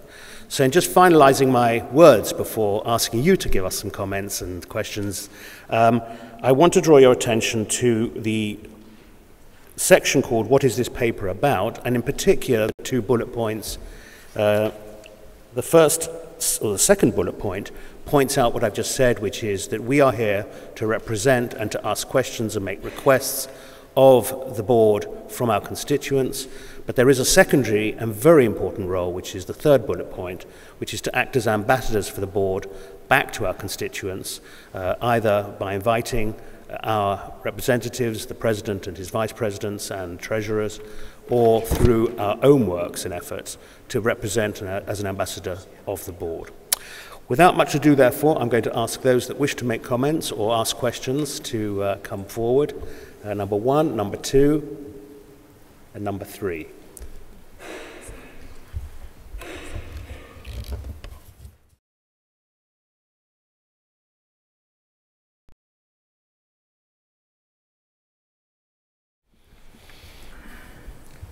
Jonathan Brodie, Kingsbury Synagogue. So I want to address the issue of the duties of the deputy in relation to constituents, and it seems to me that it's been worded on the assumption that we're all deputies for synagogues, because it talks about making yourself known to their constituents both at management board and individual level, which is fine if you're a representative of a synagogue, you see them when you go to shul or at meetings and AGMs or whatever, but when you're, say, if you're the deputy for the United Synagogue, Movement for Reform Judaism, Liberal Judaism, are you actually going to be able to make yourself known to all your constituents? If you're I don't know, like Richard, you're the deputy for the World Jewish Relief, I'm not even sure who you are, who your constituents are at an individual level. Are you able to actually, have that interaction with them? Are we setting a task for deputies that many of them aren't actually going to be able to live up to?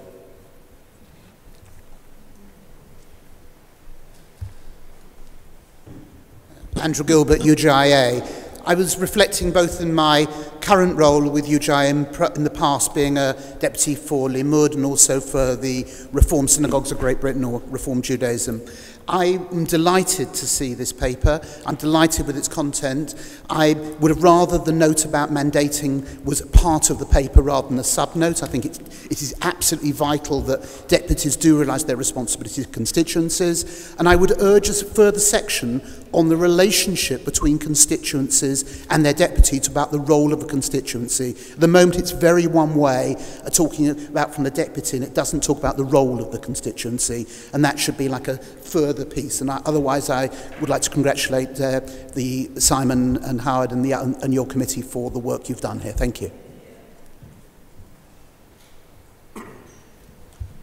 Sid Braham, Barnet Synagogue.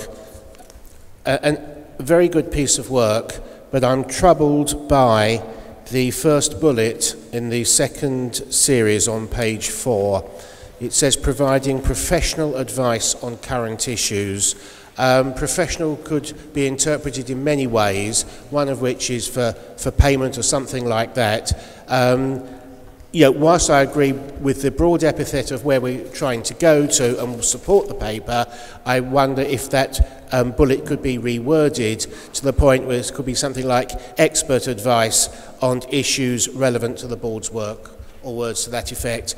And And fourth bullet down, you're talking about from the top, you're talking about the main Sunday Board of Deputies meetings. Do we need Sunday there? Because there could be meetings on other days.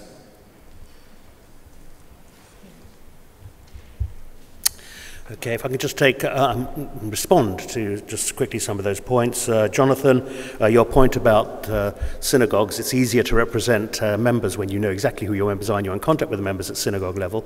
But you are, and we are all sent here by a group, and it could be, for example, in the case of the United Synagogue, the Council of the United Synagogue, in which case the group is the Council of the United Synagogue, and the same would be true for other organizations. So whoever elects, whichever body elects to send us here, that is our constituency. They may well themselves be a channel to a wider group of constituents, but we must be answerable to the group that has elected and asked us to come here. That is our primary role. I would encourage those people, however, who do represent a particular group that is representative, acts as a channel, to try and get out more widely to the membership. So, for example, again, in the case of the United Synagogue, if you represent the overall body, I do encourage you to go and listen and hear, if you can do, more widely within synagogues as well as with the council. Andrew, thank you so much for your words. I take your point about mandating. Mandating is something that we've actually left to the constituencies themselves. There will be constituencies who are quite happy for their their representatives to come and make their own points off their own back, either generally or on specific issues. But where mandating is something that is important for a constituency, they are given the primary role of making sure that their representatives do mandate. It is put as a footnote because it overrides absolutely everything. It could have gone on top as well, but it doesn't take away from the importance of the freedom of the constituencies themselves to mandate if they so wish. Sid, take your point there about whether it's professional. There is a catch-all actually contributing generally to promoting the Board of Deputies and its smooth running. So if it is expert and not professional, we would hope to catch it there. These are guidance notes, and we will tidy those up where and when necessary, but I hope we have caught every single aspect of the contributions we all make to the workings of the board. Do we have any other comments and questions? Number one.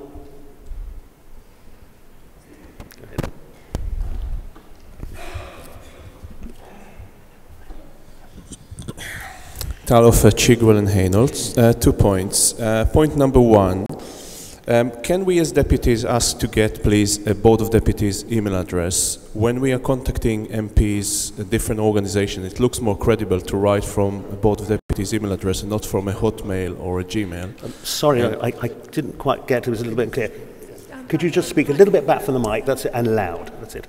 I was asking if you can get, please, a Board of Deputies email address, because when we are contacting politicians and local organizations, it looks much more credible to write from a BOD email address, not from a Gmail or a Hotmail. And after all, we are ambassadors, so if we are ambassadors, if there is a deputy that wants to get the Board of Deputy email address, I'm sure it can only take like a minute or two to set up something like that. Yeah. Point number one. Point number two. I feel the deputies, and this is something which I said 2 years ago when I ran in the election, deputies are not getting much recognition for the work they do outside plenaries. Can we give more exposure to the work the deputies do and celebrate their achievement by recognizing their contribution in the weekly briefings? We saw a few examples, but I think there can be a bit more to recognize the work the deputies do.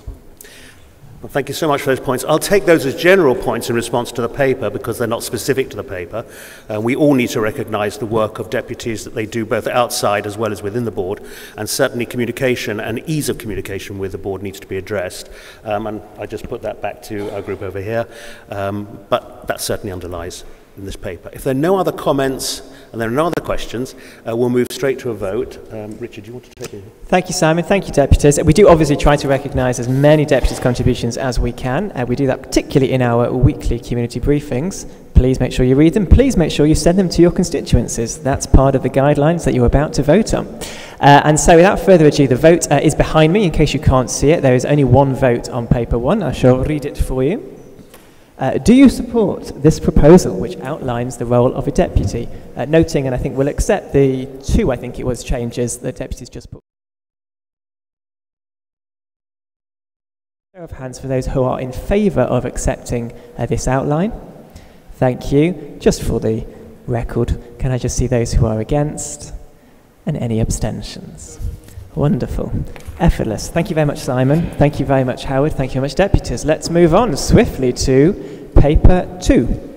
The next discussion and vote is about replacing what we currently term the executive with a new or an expanded board of trustees. Of course, there already are trustees, 5 of us, the president, 3 vice presidents, and the treasurer. And so this first vote within paper 2 in the board structure looks at expanding that board of trustees.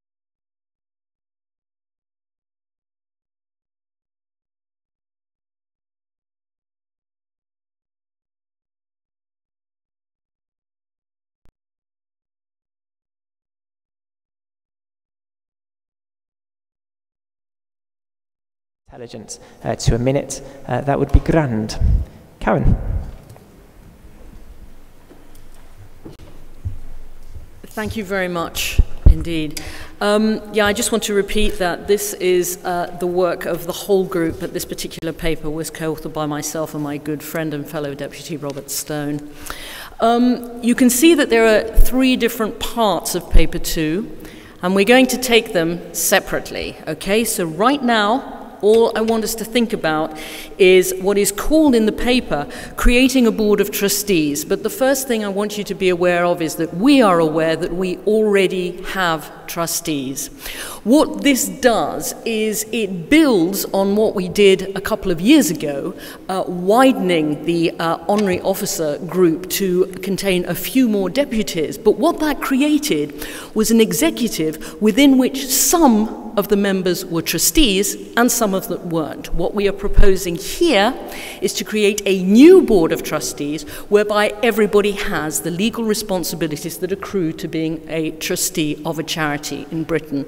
They're quite considerable responsibilities, the serious responsibilities, but the proposal is to create a board within which everybody has that status. So what we're asking you to do, first of all, is just simply tell us whether or not you agree with that idea.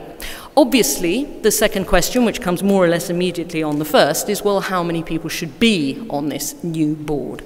What we're proposing is quite obviously that all of the honorary officers would continue to be on the board. So that's the 5, that's the president, the treasurer, the senior vice president, and the 2 other vice presidents. So that's the 5. And then we're asking you to choose how many more people you want. Your group, your representative group, which has been working on this paper, is recommending a board of the size of 9 because we feel that both gives us an odd number should they come to a vote, but is also a functional size to be able to function efficiently. So that is the second element that we're thinking of. The third critical issue that we ask you to think about is, well, should these people be elected? Or should these people be appointed, or should we have a combination of them both? Well, quite obviously, if you have an election, that guarantees you your 100% democracy. You get a chance to vote on everybody. The benefit that you get from appointment is that if there is a lack of expertise, if you happen to have got a bunch of lawyers and no accountants, or somebody that you need for a particular period that the board is going through, and somebody with a particular expertise would be valuable, the ability to co-opt is valuable. So that's what it is doing there.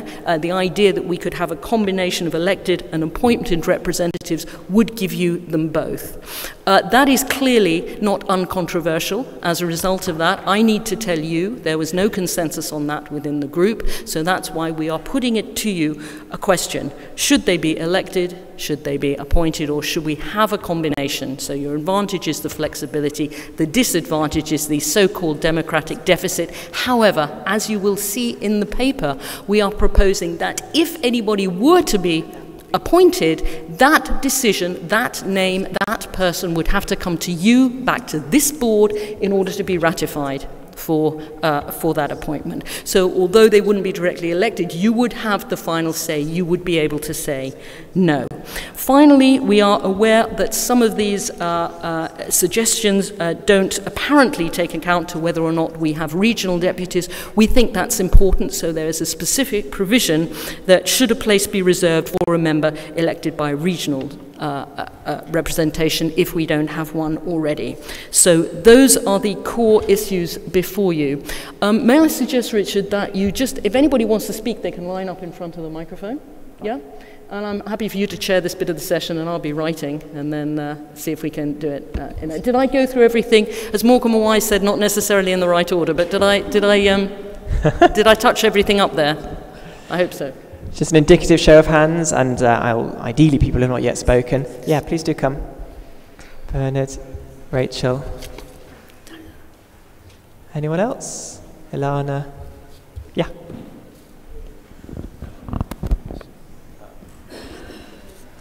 Bernard Silver, Western Marble Arch Synagogue. Thank you for your remarks, by the way, Mr. President. I'm glad you enjoyed the weekend. I'm confused because you didn't, whilst I absolutely understand the need for a decent structure of trustees under the new charity regulations, and almost every charity has either formed itself into a non-profit company or done what you're aiming to do and have a board of trustees, what you haven't addressed, either just now when you spoke, is the remarks that you make under paper 2, which says replacing the executive committee with the board of trustees, and for them to be responsible for the day-to-day governance of the board of deputies. That I'm totally opposed to. I mean, the executive is bad enough, but are we going to have some obscure trustees, as you quite rightly said, you know, the right number of accountants and the right number of solicitors, to deal with the day-to-day things? As it is, the present executive committee rides roughshod over whatever we decide. You'll remember about 1.5 years ago, for example, we decided not to proceed with theatre seating here by a vast majority, and the executive went against the wishes of the board and did what they wanted to do. Thank you, Bernard. That is now read. Well, never mind that. We're allowed 4 minutes. Bernard, there was an overwhelming majority for a 1 minute speech. Come on, under the Constitution we're allowed 4 minutes. I haven't had 4 minutes. And deputies have overridden the Constitution, as is their right in this one particular case. Bernard, we just had a vote on it. There was not quite unanimous, but pretty much overwhelming majority. You've made your point, and Karen will respond to it. I haven't actually, but never mind. Thank you. Who's next? Rachel. Rachel Savage, Sukkot Shalom Reform Synagogue. I want to speak to point 3 that you're going to be asked to vote on, which is the question of should any additional trustees be elected, appointed, or a combination. Now, it was striking when we met last month and had lots of external visitors that when Johnny talked about the board, what he talked about was the democratic accountability of the board. And that's what he told the visitors who were here maybe experiencing the board for the first time. Appointing any members of the board of trustees is going to weaken that democratic accountability. Even if it comes to us, the meeting, to ratify, we don't actually get a say. We get to say no. We don't get to say yes. And so for the purposes of democracy, to keep the board with its unique selling point of being a representative of the Jewish community, I would urge you all to vote for a fully elected board and no appointees. Thank you. Thank you, Rachel. A masterclass in how to make a point in under a minute. Ilana. Ilana Davis, Birmingham Progressive Synagogue. My main point, it was mainly a question on point 4. Member elected by regional deputies. Does that mean that the position would be for somebody elected from the outside of London, or somebody elected to, for example, a position in the regional committee? And on the point of 3, I wasn't going to talk on this, but then when the previous speaker mentioned about democracy, I thought I'd mention that I work in trusts at a law firm, and it is very normal for trustees to be appointed I know this is a democratic organisation, but appointed because of their skills, because of the unique nature of being a trustee. So I thought I just wanted to add that if we have a democratic system, we are democratically electing 5 people, there may be a skills deficit rather than a democratic deficit if we do not allow the option, at least, to appoint somebody. Thank you. Brian Mark, Jewish Student Chaplaincy Scotland. Can I say also as a lawyer, I've seen the disaster of having companies limited by guarantee that's become charities in the United Kingdom. It may be a necessity, but in my view, if we're going to elect them, we elect every single member of the executive. I originate from Scotland. Common sense is not a reserve matter. You should have a place reserved for a Scottish and a Welsh deputy. The political agreement that's come to the United Kingdom is that we have devolution.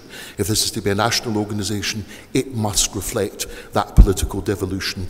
In my view, there shouldn't just be 9, there should be 11 trustees to accommodate that, and I'd invite you to send it back if that isn't agreeable. And there should be 11, and they should be directly elected. There should, of course, out of that 11, be a chance to co-opt 1. If there really is a need for a specificity, then you can co-opt 1 and that person can come back. But as the proposals stand at present, given that you can only speak for a minute at the board, it will transfer irrevocably power to the centre as against the organisation. And in that sense, I want to sound a warning which I think I may have to come back to. Thank you. Thank you, Mark. Just to put on the 1 minute, that's just for this bit of the meeting. Deputies will be aware that they've been speaking for longer in other parts of the meeting, but your point is noted. Yes, please, Nick. Nick Beck, Brighton and Hove Reform. I'm in favour of the proposal, basically, but there are 2 amendments which I would like. Definitely enforcing the regional representation. That is very, very important, and even to the extent which was suggested just now, to have 1 from Scotland, 1 from the north and 1 from the south maybe. But I think that is very important.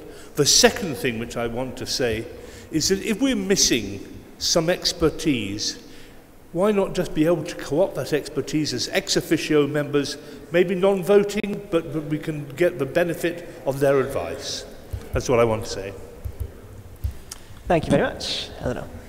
Thank you. New London Synagogue, Eleanor Lind. Your presentation omitted any reference to getting rid of the executive, and I think that was not a good idea to omit it. But Bernard Silver pointed to that, and I follow that. The executive committee is the voice of the board between plenaries. New proposals sideline deputies in the executive, have a charitable trustees group by all means, because not everybody wishes to be a trustee. When I was a deputy, a vice president, I certainly didn't want to be a trustee because I know about the problems it involves, but I had to be. But have a proper executive who runs from the board, who runs the board, not the charitable trustees only running the board, because if you have outsiders, they do not always know the workings of the board, how we operate, and they are certainly not accountable to the board. Thank you, Anna. Denise? Denise Lester, South Hampstead United Synagogue. I wholeheartedly endorse Eleanor Lind, aka Eleanor Platt QC's comments. I would go further and say that I think that this paper ought to be referenced back, because the issue of being and the nature of being a trustee, I don't think the board has provided enough core information to the deputies as to the nature, effect and legal consequences and liabilities of applying to be a trustee. There are onus responsibilities. There's been no mention of indemnity insurance at all. And this, at this stage, without that information, I don't think you can have a true and accurate vote. It's also a time of the year, let me say, where people are away. So please, there's also the top level question is, why is this necessary for there to be a board instead of the executive? So for all those reasons, and I'm particularly mindful as my duty as a deputy qua responsibility to others, I'd ask you to reference back and provide a separate paper on the issue and consequences of being a trustee. Thank you. Thank you, Denise. If there are no more comments, I will ask Karen to respond. Thank you very much. Robert, I don't know if you want to come up here, so because I know there are particular issues that you feel strongly about that were raised, and I don't feel I can do my job to the board, but not necessarily my job to you. So why don't you come here just to make sure that I don't miss anything out? I'm going to have a go, but I'm happy for you to do that, Robert. Let me first of all make it very clear that something was clear in our mind while we were drafting it. So if it was not clear to you, that is our fault, and we apologise for it. The plan that we envisaged is that what is now the executive would be replaced by a new board of trustees, which would have the same responsibilities as the current executive, would have largely the same makeup as the current executive. The only difference is you wouldn't have first division and second division players within it. Everybody on the new board would have the same status because they would all be trustees. That was the original aim and object. I absolutely take on board what the last speaker said, that being the trustee is a fairly serious affair. But we also elect presidents, we elect vice presidents, and people stand for that. And the information is out there in the public domain about what being a charity trustee is. This is a general discussion about the general direction in which we wish to move. If we decide to go this far, obviously the Constitution Committee, in bringing it forward, would make it very clear what those responsibilities are. So I don't think there was in any way an attempt to mask that. It's a very important point. I think the issue around the day-to-day responsibility, fortunately, and in keeping with what's happening to the sector generally, we are professionalizing all the time. We have an extremely competent executive. So all of the volunteer structures, including the executive, or what we would now say the new board of trustees, takes place within the context of a professionalized secretariat, and they have the day-to-day responsibilities. It will be the new trustee board that would have the oversight, be the hand on the tiller rather than the hand on the deck. There's very clearly support from the floor here for regionally, for the regions to be appropriately represented on any kind of executive. 11 was not one of the numbers that we were proposing, principally because we wanted to keep the size small enough to be effective. But that is a matter for you. If we vote on numbers and you go for 11, that's up to you. The suggestion that we have ex officio non-voting members is an interesting one to take on board, the possibility that we may be low on expertise. And I think we should take that back and see if there's something we can do with it. So Robert, please. On that point, Karen, Robert Stone, Finnish Reformed Synagogue. I speak partly because Karen and I are not at one on this point, which is the appointment question. This isn't about some vague love of democracy as an ideology. The democratic deficit, if there were appointed members, is that if we have 5 honorary officers who are actually performing functions, like we have now, and we had a couple of elected ones, and then we discovered we didn't have a lawyer, they may well appoint a person who's a very expert lawyer, but are they going to appoint the kind of person who's going to challenge them? You might elect the kind of person who's going to challenge them, but they ain't going to appoint that person.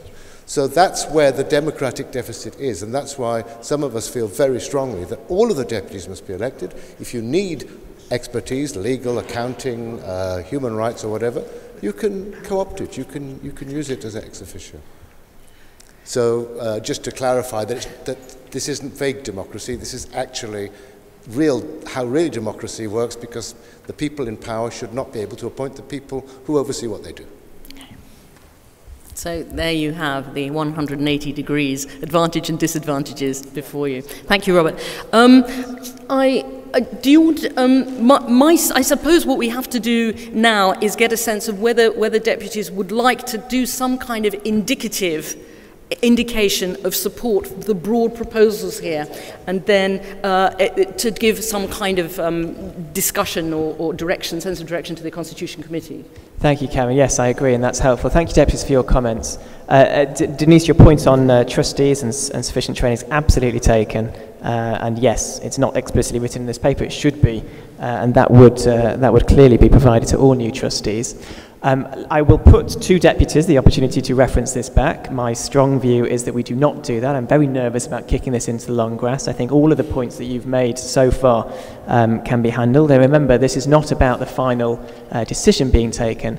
This is about us giving the Constitution Committee the power or not and vote 1 if you vote no. That means don't take this any further. The power or not to come back to deputies with motions on which to vote further, hooray, which would indeed be binding and constitutional. My view is, therefore, we do take all the votes on this. It may fall at vote 1, as I say, and the status quo would therefore remain. But nevertheless, Denise put forward a motion to reference this back.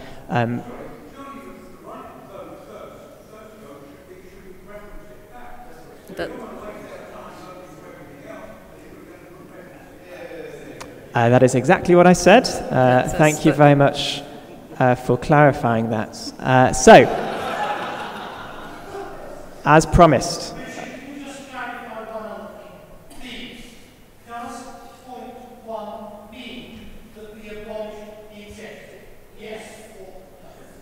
Yes. You can't, but the proposal is not to abolish it without in the same nanosecond replacing it with a board of trustee that would have substantially the identical responsibilities. A much better answer than mine, Karen. Yes, thank you. Okay, so let's take, so don't look at the screen. Look at me, look straight into my eyes. So Karen, Denise has said she'd like to reference this back, i.e. we don't vote on it today. Personal view is, I don't think we should do that. However, you have the right to do that. People in favour not voting on any of this at all today and putting it back to another meeting, please raise your hand. It's quite a few. So, okay, please look, hands nice and clear, hands down. And those who want to proceed with today? Okay, I think that means we should proceed. However, let me give you the chance to just make sure that I'm not doing anything naughty. Please vote now to reference this back, i.e. not vote on it today. And please put your hands down and say, we would like to discuss it now and deal with it. I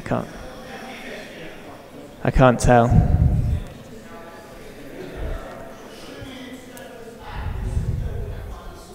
Can I just ask a question of clarification? A reference back is normally, as I understand it, a request for more information to come because you don't feel that you have enough information to make the decision.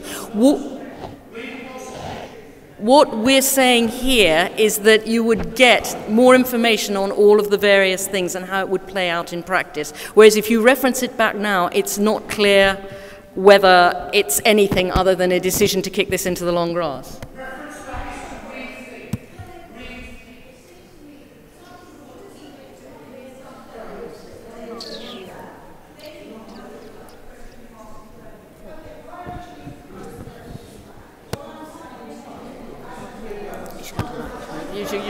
I'm sorry, but the motion... Hold on, Robert.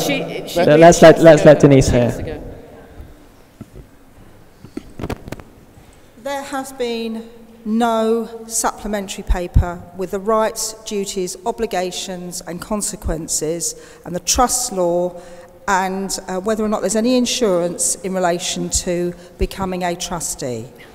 And I am saying to you that you put a separate paper which shows that now before there is a vote, so that can be circulated to all the deputies, including those that are not here, and it's summertime as well, and then you bring this back, and then you have to justify also why you are getting rid of an executive committee, which is a checker mechanism, which is different to the nature and composition of trustees. You are proposing a substantive, significant, fundamental change to the governance of the board.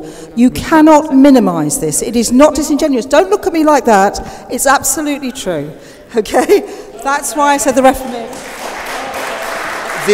There has been no information about the legal responsibilities of a trustee because they are absolutely 100% totally identical to what these 5 people already have. We're not proposing to change the law about trustees or change the responsibilities of trustees. We're just proposing, we are simply proposing to have more trustees, some of whom are not... Deputies, it has been such a lovely board meeting. Everybody has... Hold on, Robert, hold on. It's been a very good-natured board meeting. I appreciate the passion of the arguments.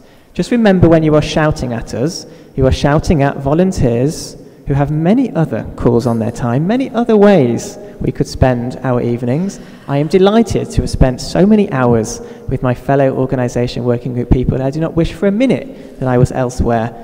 However, we could have chosen not to do this. We have put forward ideas which we think as a group, although as Karen and Robert have alluded to, we're not unanimous on any of them, but we think they are worthy of your consideration.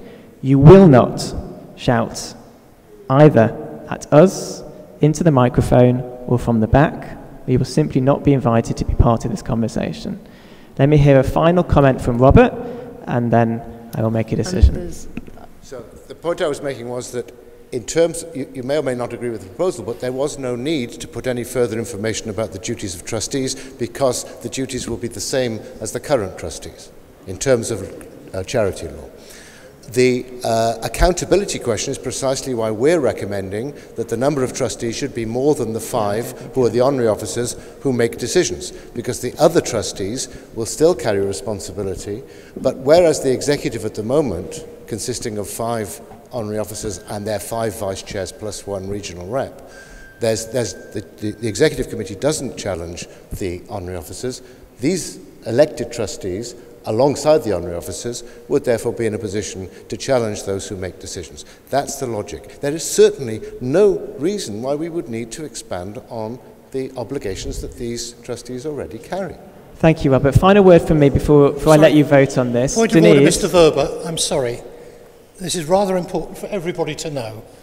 When I was a vice president, along with Eleanor, we were both sued. And none of you knew about this. We kept it quiet. Henry, myself, and Eleanor could have lost everything we ever owned on behalf of this board. The rules about trusteeship are so serious, and the differences between being a trustee and being on the executive are so serious. Had you announced that you were going to abolish the executive in this particular paragraph, it might have been much fairer on everybody else. Please, just rethink. That's what taking back is all about. Rethink. Thank you, Jerry. So look, deputies.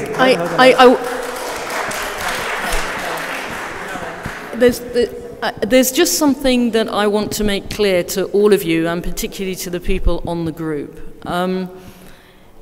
As far as I am concerned, as a co-author of this paper, there was the idea of abolition, the idea of replacing something that you all understood, namely the executive, with something that you didn't, which was going to centralize power, which was going to do all of these things, is not what happened. What we saw was a board with some people who had a certain status and other people who didn't. And we wanted to create a new board which had the same power as what we were calling the executive, but everybody had the same status. As Robert said, most of them were already trustees. That's exactly what we're asking you to do. That's it. That's exactly what we're asking you to do.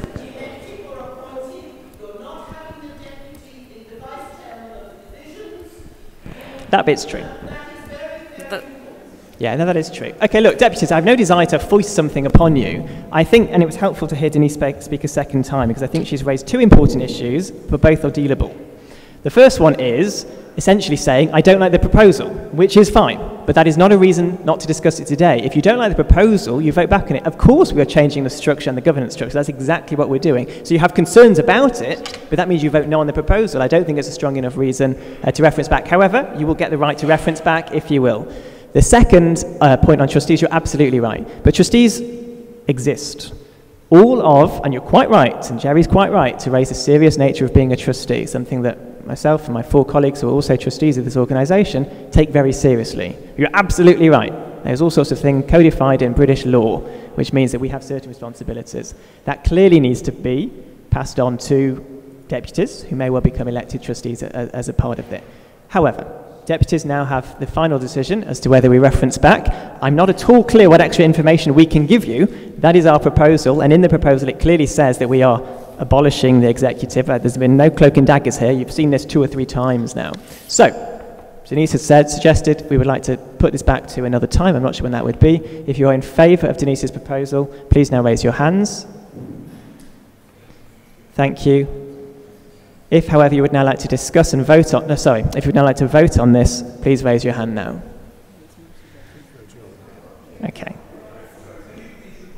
Yes, I will repeat it again. If you would support Denise's proposal to reference back, i.e. not discuss this now and hope that more information will come forward, please now raise your hands. If, however, it's amazing how they change each time. If, however, you would like us to vote on this now and give us an indicative decision either way, please now raise your hands. My view is, because we only need a simple majority for this, that at both times it probably was. So I'm now going to take a vote on this. Now, if you don't like the proposal at all, clearly what you do is vote against it. If you were going to reference back, you may like to consider the proposals as though you'd had the extra information given. I believe the extra information given would have been, yes, clearly we want to ensure that new trustees are briefed as to what their legal requirements are, as well as their requirements of this organisation. And if you have concerns about governance, i.e. you don't like the proposal because you're worried it would somehow weaken the board's governance, then again, I think you just simply vote against it. But I don't think we're doing anything wrong by taking an indicative view from deputies today. And indeed, if we don't get a clear majority when it comes to you actually making a decision on the constitutional changes, clearly this will fall anyway. So thank you for voting, I think, in favour of at least seeing an indicative opinion today. Otherwise, I'm not sure we'd have gone anywhere at all. Okay, behind me you have 4 questions. I'm going to guide you through them one by one. I won't ask for your votes yet, just for those who may not be able to see clearly. The first one is, do you agree with the creation of a new board of trustees, this new structure that Karen has outlined? Do you agree with it? Simply yes or no. Should that fall, then of course we won't take questions 2, 3 and 4. If you do vote in favour, we're interested to know how many people should be on the trustee board.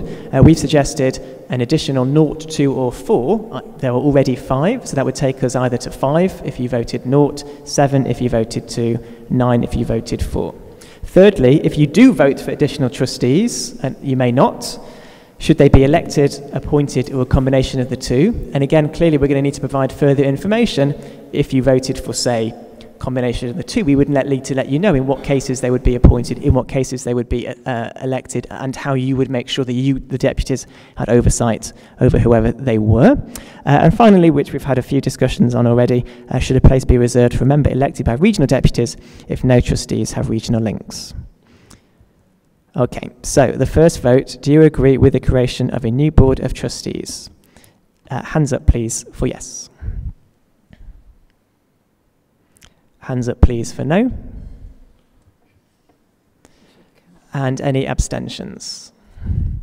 Okay, that's helpful. That clearly is a majority in favour. I suspect it's probably not a 2/3 majority. Remember, at this stage, I don't need to know that, but I do need to be able to draft or give guidance to the Constitution Committee to draft a proposal which would meet 2/3 approval. If it doesn't, obviously, then this motion is not going to pass. So I can clearly see a clear majority. There might have been 2/3, but I'm not sure. And so I think Karen Roberts and the rest of the group have a little bit of work to do now when we advise the Constitution Committee to put a proposal forward. Okay, because you voted yes, I'm going to take question 2. How many people should be on the trustee board?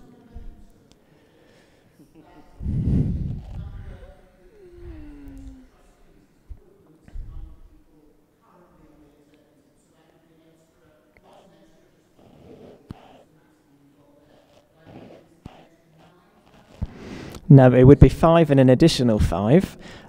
We thought an odd number would just be more helpful for decision making, and that would mean that the president wouldn't necessarily be the kingpin, if you like, because if it was 5 and 5, his or her votes might then count. And in consultation, we didn't get much appetite for larger numbers. The feeling, if anything, was for smaller in order to be able to make a decision and not a talking shop. So I'm going to just say no. Can I do that? Sure. No.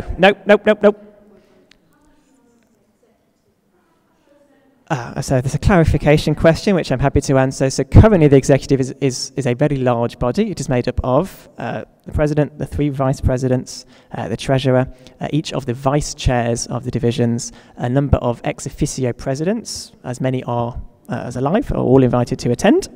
Even those who are not, I think, sometimes get the paper sent to them. And of course, regional representation as well. Right, but they're members of the executive. Yeah. Oi, gewalt. So the question is, what should the number be?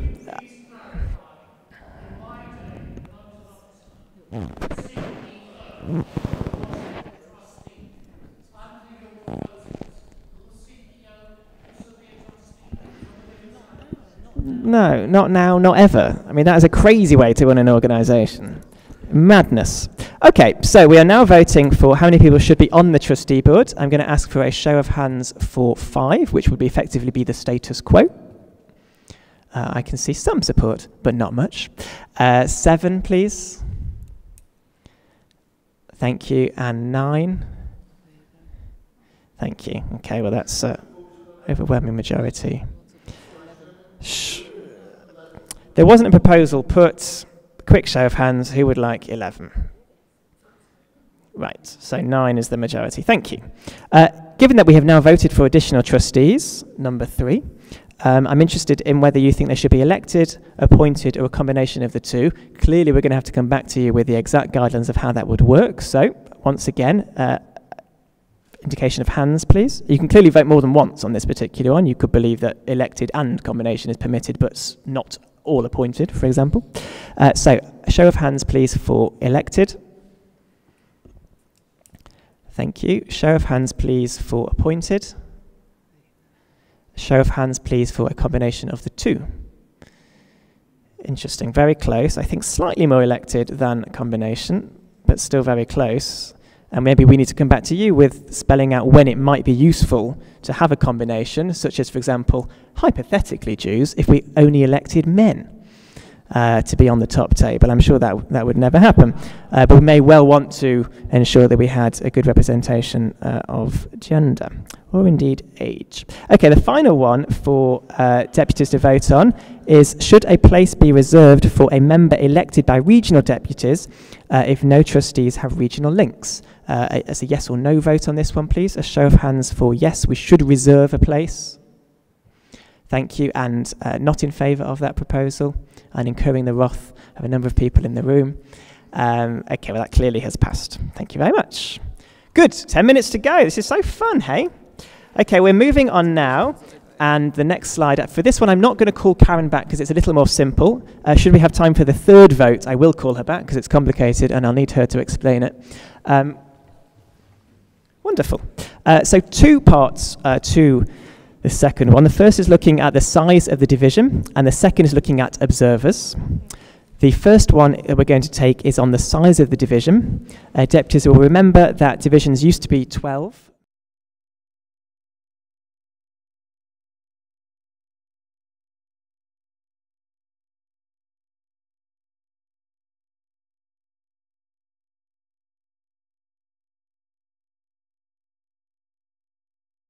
So the 2 questions you've got in front of you today are, should we change the size of the divisions? Yes would mean we then pick the number. No would mean, actually, thank you, we're happy with the status quo. So I'm going to move straight to that because I think that is a straightforward question. Let me take 10 minutes, 2 votes. Let me take 2 comments, should there be. 2 comments, and you don't have to fill the time, on the size of the division. Anybody who's not yet spoken, Nick? I'm just conscious that I want to make sure that we... Okay, Nick, and then we'll move on. Michael, thank you.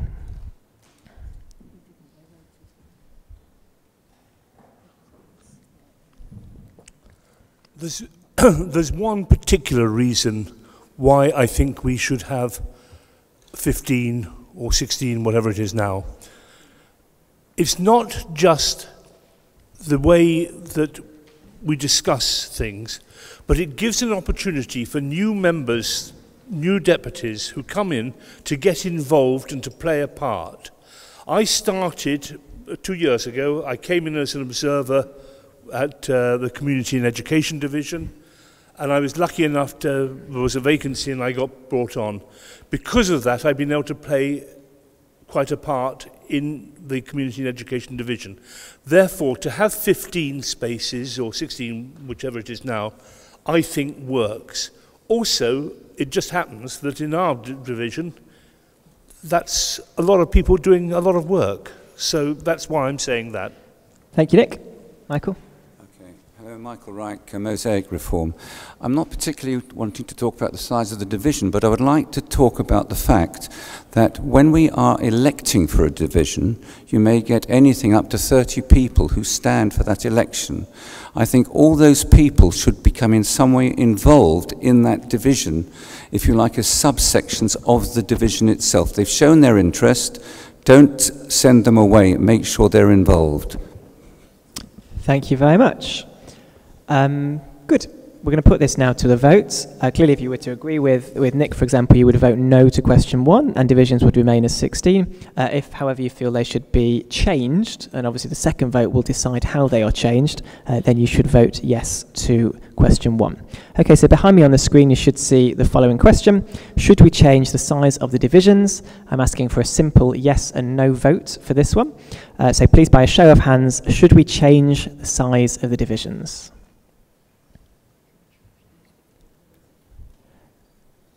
So, sorry, apologies, that wasn't clear. So all those in favour of changing the size of the division should now raise their hands. And those who are happy with the status quo, please raise your hands. Thank you.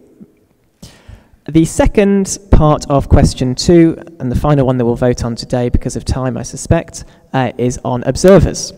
Again, it's put out in the paper that we, on the one hand, want to ensure that observers have the chance to be part of meetings for the reasons that were put forward before. We want to make sure that people with specialist skills who may not have been elected can take part. On the other hand, some divisions have a rather large number of observers, and that can make meetings a little cumbersome, to be polite. So this proposal that's been put forward is about tightening up some of the rules, I suppose, about observers. We're going to ask you first of all whether you think meetings should be open. Santi? There we go. Thank you very much. So the question that we're going to be looking at to start with is whether divisions should be open to observers, division meetings should be open to observers or not, and you may want to vote yes or no according to that. If you do vote yes, the meeting should remain open to observers, then the suggestion that we've put forward is that observers should for the most part observe, but clearly with a space at the end to share their thoughts, obviously with the permission of the division chair. So once again, I'm looking for 2 people to speak. I can see both Eleanor and Jerry waving wildly at me. However, they've both spoken a number of times, so I'm keen to hear a couple of other voices on this, please. Yes, please, Robert. Anyone else? Okay, Eleanor, I will let you speak as you have not spoken as often as Jerry. Eleanor Lind, New London Synagogue. Of course, the meeting should be open to observers as they are now. No objection whatever, we welcome them. The second question, do you agree that observers should for the most part observe with a space at the end of the meeting, thoughts with the permission of the division chair, is obnoxious in relation to the ability of the chairman of the meeting to control the meeting. I am a member of the Defence Division. Mari controls it beautifully. She allows observers to comment when and if necessary, and they are there and give their comments and are very helpful. It is up to the divisional chairman to control the meeting, not for us to say, no, observers can only speak at the end. It's ridiculous. I wasn't quite sure what your point was there. No, Jerry, no. No, Robert was next, and I actually haven't also called you to the microphone. Thank you, Robert. Thank you. Oops. Hello. Oops. Hi, Robert Fessenstein, Prestwich Hebrew Congregation.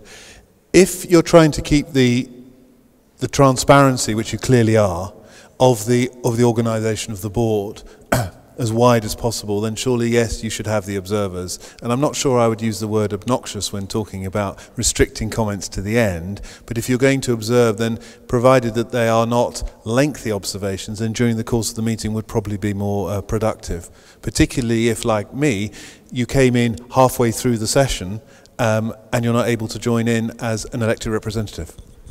Thank you very much. Okay, so we are asking for deputies to vote on the following 2 parts. Question 1, should division meetings be open to observers? as is currently the status quo. If you feel that it should be, I'm asking deputies to raise their hands. No, Jerry, no. Guys, this isn't a game. This isn't everybody being silly. Can Jerry wind us up today or not? Everybody gets a fair crack at the whip and a chance to speak. Some people are even given second, dare I say it, third bites of the cherry. Occasionally we want to move meetings on. This is not an anti-Jerry attack, Jerry. However, I asked for 2 people to speak. 2 people have now spoken, and I'm going to call a vote. The question that I am looking for deputies to vote on now, please. Question number 1, should division meetings be open to observers? So that would be the status quo, if you like, if you vote yes, or to restrict participation, you would vote no. So a show of hands, please. Should division meetings be open to observers? Please show, let's just count them. Okay, that's clear. And question 2, therefore, given that deputies clearly agree that observers should be allowed to attend meetings, and I take Eleanor's point, it could well be that we haven't worded this particularly well. But nevertheless, here is the wording. If yes, which you do agree, should observers also, for the most part, observe with a space at the end of the meeting to share thoughts with the permission of the division chair?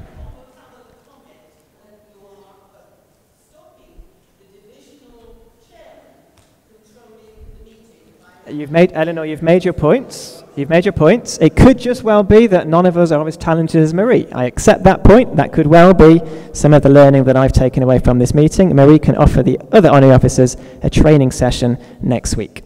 So the question is, do you agree that observers should, for the most part, observe with the space at the end of the meeting to share thoughts with the permission of the division chair? A show of hands, please, for yes. And a show of hands, please, for no. Good. Well, that is as clear as it could be, and it's helpful to give us guidance. We are, can you believe it, nearly out of time. We are clearly not going to have the opportunity to discuss what I'm sure will be a very straightforward and non-controversial proposal to look at fixed terms for deputies. I hope, therefore, we can do it in just as cordial a manner at our July meeting, where clearly this is going to be rolled on to, and an advance warning, we won't have workshops in the July meeting in order to finish this off. Thank you. Deputies, I will close the meeting now by thanking all of you for coming on a warm summer afternoon. Our next board meeting is on Sunday, July the 23rd, in the afternoon at 2:15. I particularly thank deputies who've travelled long distances today. I can see at least 4, maybe 5 deputies from Manchester, from Glasgow, from Birmingham, from Leeds, Edinburgh, thank you. Bournemouth. I'm sorry if I missed all of you. Sheffield, I see Sheffield, Wales. I thank all of you for coming. I hope you have appreciated, if not even enjoyed the meeting. Happy to talk to all of you afterwards. Thank you very much. Russell. Yeah, of course.